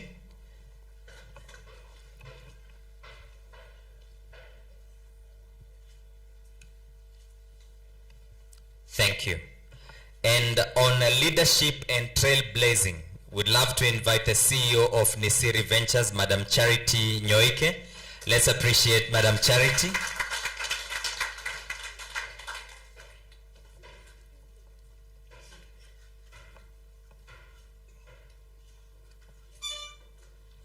Thank you very much. Is Mr. Wanyama still with us? Peter Wanyama? He's not here with us. He had 2 awards for commitment, and 1 came from Malinis, and we'll make sure that at least his award gets to him. We also have a networking visionary who also happened to be our keynote speaker. So ladies and gentlemen, please help me invite Mr. James Karundu as he also collects his award.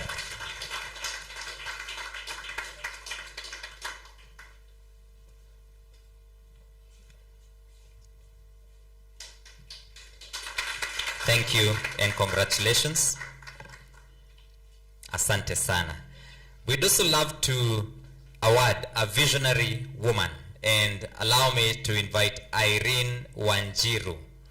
Irene Wanjiru from Rico Homes. Thank you. Congratulations.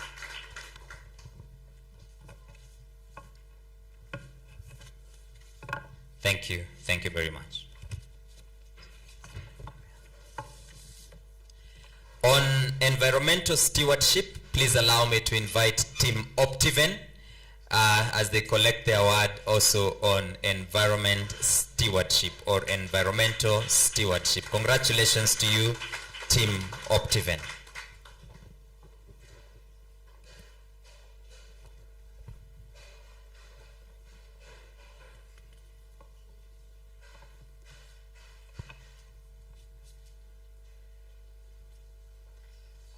On our most innovative communications person, Elizabeth Jasmine. Congratulations to you, Jasmine.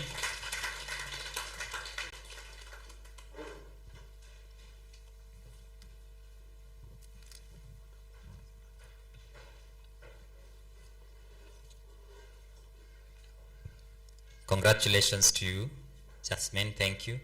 And keep serving us more tea. Thank you. Asante. And on the Affordable Housing Advocate Award, we'd love to call upon Finsco Africa as the champions for affordable housing. Congratulations to you.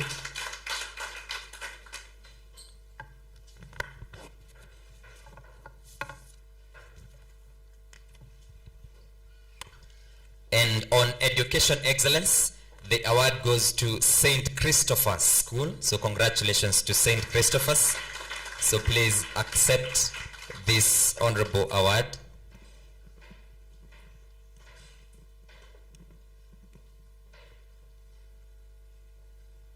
Thank you and congratulations to you. On community empowerment and impact, we'd love to award the Lisha project. Team Lisha, or congratulations to Team Lisha. And once again, you can support Team Lisha on their One Child Fed initiative by just contributing 30 shillings only towards the course, and just like that, you'll be contributing towards keeping one child in school.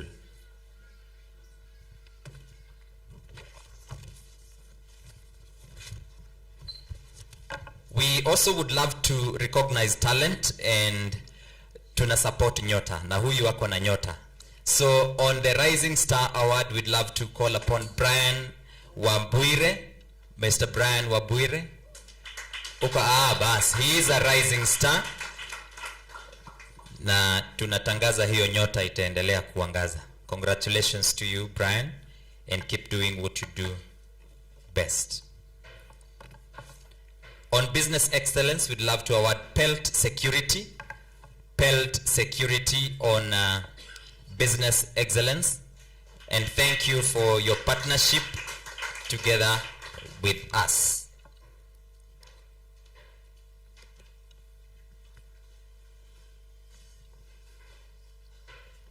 And maybe before you leave, on behalf of Mr. Isaiah Mutura, we'd also love to award him as an investment catalyst or commerce catalyst. So please pass our congratulations to him as well. Thank you very much. And on innovation in education, please, I want to invite Madam Jane Wamboi. Jane Wamboi, she's already left. Thank you very much. So thank you. Those are the awards. The rest of the participating certificates are going to be given by our team. And at this point, I want to invite the COO to do the way forward and the closing remarks. Karibu bwana COO. Good afternoon. Mmesikia njaa? Breakfast haikuwa mingi. My CEO is always running. I have a boss also. Si ndio? Lakini yeye havangi suti, napenda kujificha, anaitwa David. So I also report to somebody. He's called David Nderito Ndongo, a man I respect. He's my bigger brother who I didn't have. He's the only person who allows me to do whatever I want. Sindio? So you might think the show is all me, but he's the guy behind all this. But I was not here to speak about David or myself. This is all about you. Have you enjoyed yourself? Kama umejibamba sema na nguvu. Tunaweza guzwa tununue lunch eh? Naweza guzwa. Wow, smile. Irene uko sawa? Na pia naweza sema watu wananyuki wakae huku mpaka kesho. So we have had a great time, I hope. It is my prayer that you have had a great time. Personally, I have new numbers in my phone. As I said, I take relationships very seriously. So as we leave, if you didn't have my number, I will not say it here. I will give it to you personally. But if you don't have my number, you are failing.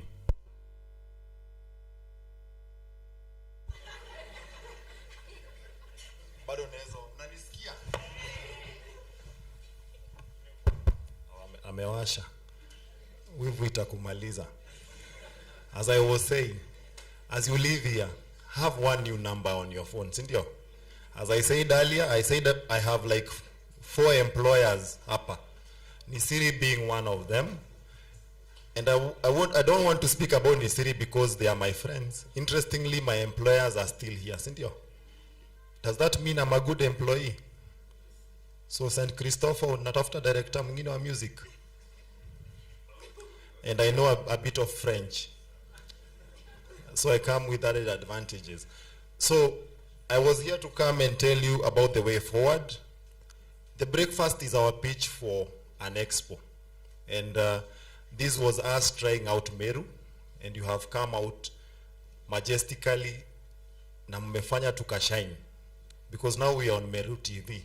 Yesterday I was listening to an advert about this program on Meru TV and I started laughing like an insane person because it was very interesting.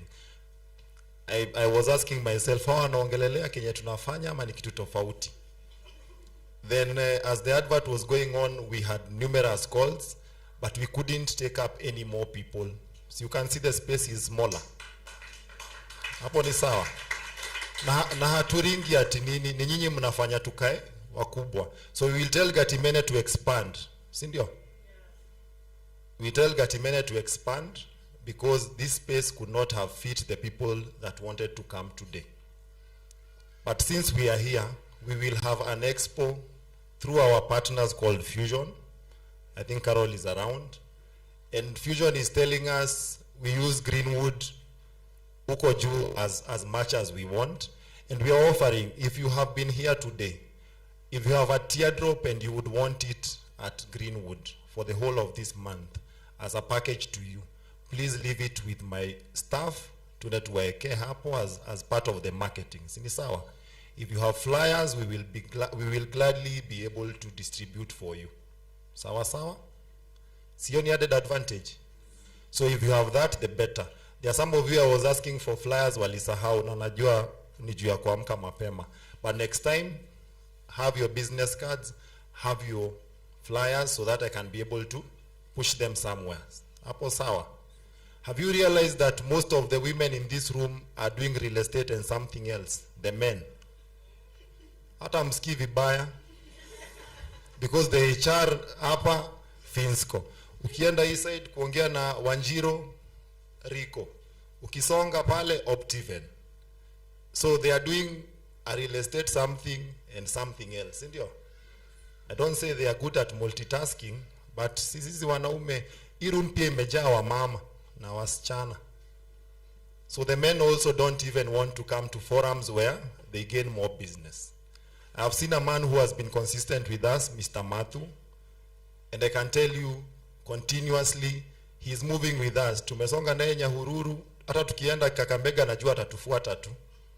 I don't know what he sees in us, probably we are his sons, but basically it says something about somebody who wants to do business with others. And he believes in a dream. So my prayer is that even for those watching us, can men please come out? Sasa kuna forum hapa ya wamama na imejaa. Nimeanza ya wamama. Hawasikii vibaya, hawa ni wamama. Kuna forum mzuri sana hapa. Interestingly, whenever I post this event, more women are purchasing more tickets on this than breakfast for any other thing. Na najua Na wanaume juu mko na wivu, kuna mtu anaitwa Gertrude hapa Mungai, kama uko na bibi ama girlfriend, hii ndio event, si ndio? Mtume hapo. So the way forward to not get out of the point is we will have an expo. We are looking for 50 exhibitors. I think I already have the 50, unless mtu aseme hataki, but it will be prime expo, the first in Meru, the biggest you have ever seen. Hiyo siku nitakuwa na suti mpya ya grey kama hii. Si ni sawa? Ya pinstripe. Imeandikwa majina zangu. So I wish you well. I wish you more business as you go out. And as you go forward, as you travel, because Meru is very far. May you travel safe. May you be blessed. Thank you again from Team PRH. I don't know whether you knew my team. I have a very young team. But then I work na Generation Z. We, na ni wagumu. But I love them. I have Maggie somewhere there. I don't know where Naomi is. Maggie is our customer service manager. We have a Naomi somewhere, amepotea. Oh, we have Naomi there, very quiet. We have another Naomi again. Where's the other Naomi? We have another Naomi there. Huyo ni anaye ameamua kuolewa sasa, sijui kama ataendelea na kazi. By the way, she has a pre-wedding tomorrow, so tunasema pia muattend. Then we have a Moses, sijui Moses ako wapi? Moses ndio huyo, ana head security. Mumeona tena niko na mama wengine wengi. So the ladies are na niko na Matu na New Kids TV. Where is Matu? There is a Matu. So we are working with very young people. If you don't hold our hands, I will not be able to hold any other hands. And when I am talking all that, I also happen to be a director at Lisha Project. So we are doing something for the community. So if you're looking for any CSR, we would gladly be happy if you came through for us. Simbarikiwe sana. I hope sijawabo. Simtanikumbuka juu ya ndevu. Ama nini ingine mtakumbuka? Ati tall dark. Oh, hapana. Nishachapa Mtu mwingine atakumbuka nini? Height. Unakumbuka? But remember something. Ati nini? Ati? Our mama. But remember something about this event, not just me. Remember something about Kiari anataka niseme remember something about the MC. But we also have, I would deliberately say, we have a mentorship program also. We had KEM University come through for us. They were the ones who are doing ushering, security and all that. So we highly appreciate you, KEM University. Na mbarikiwe sasa ya ukweli. Sasa si nimeenda. Kwa herini.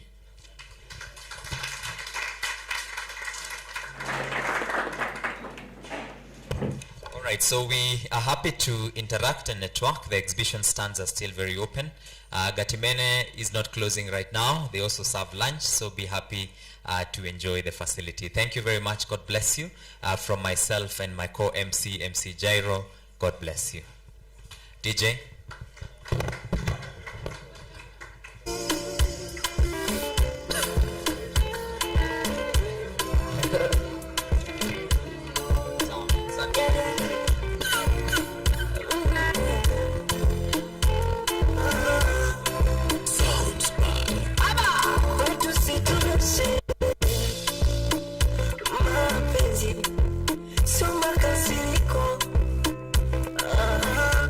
Kwetu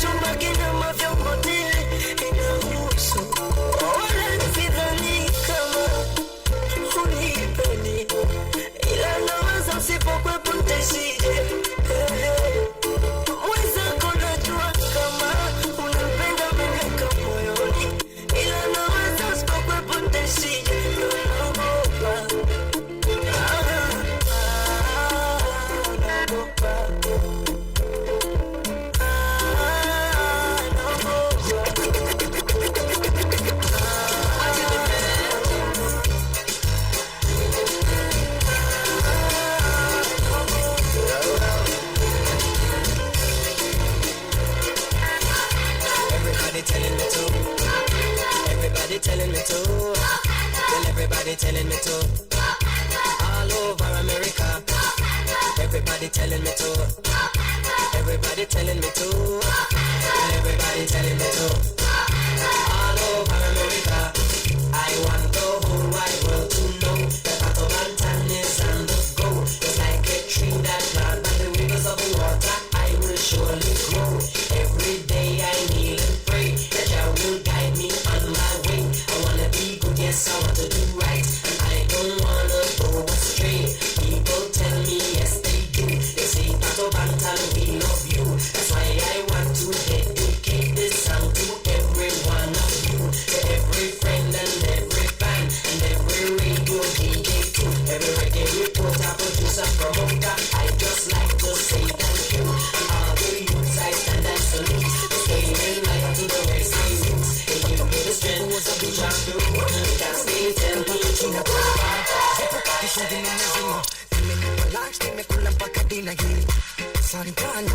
Santana, kitandani maji na pambana, kanainama, kanavoyokota kama wasa.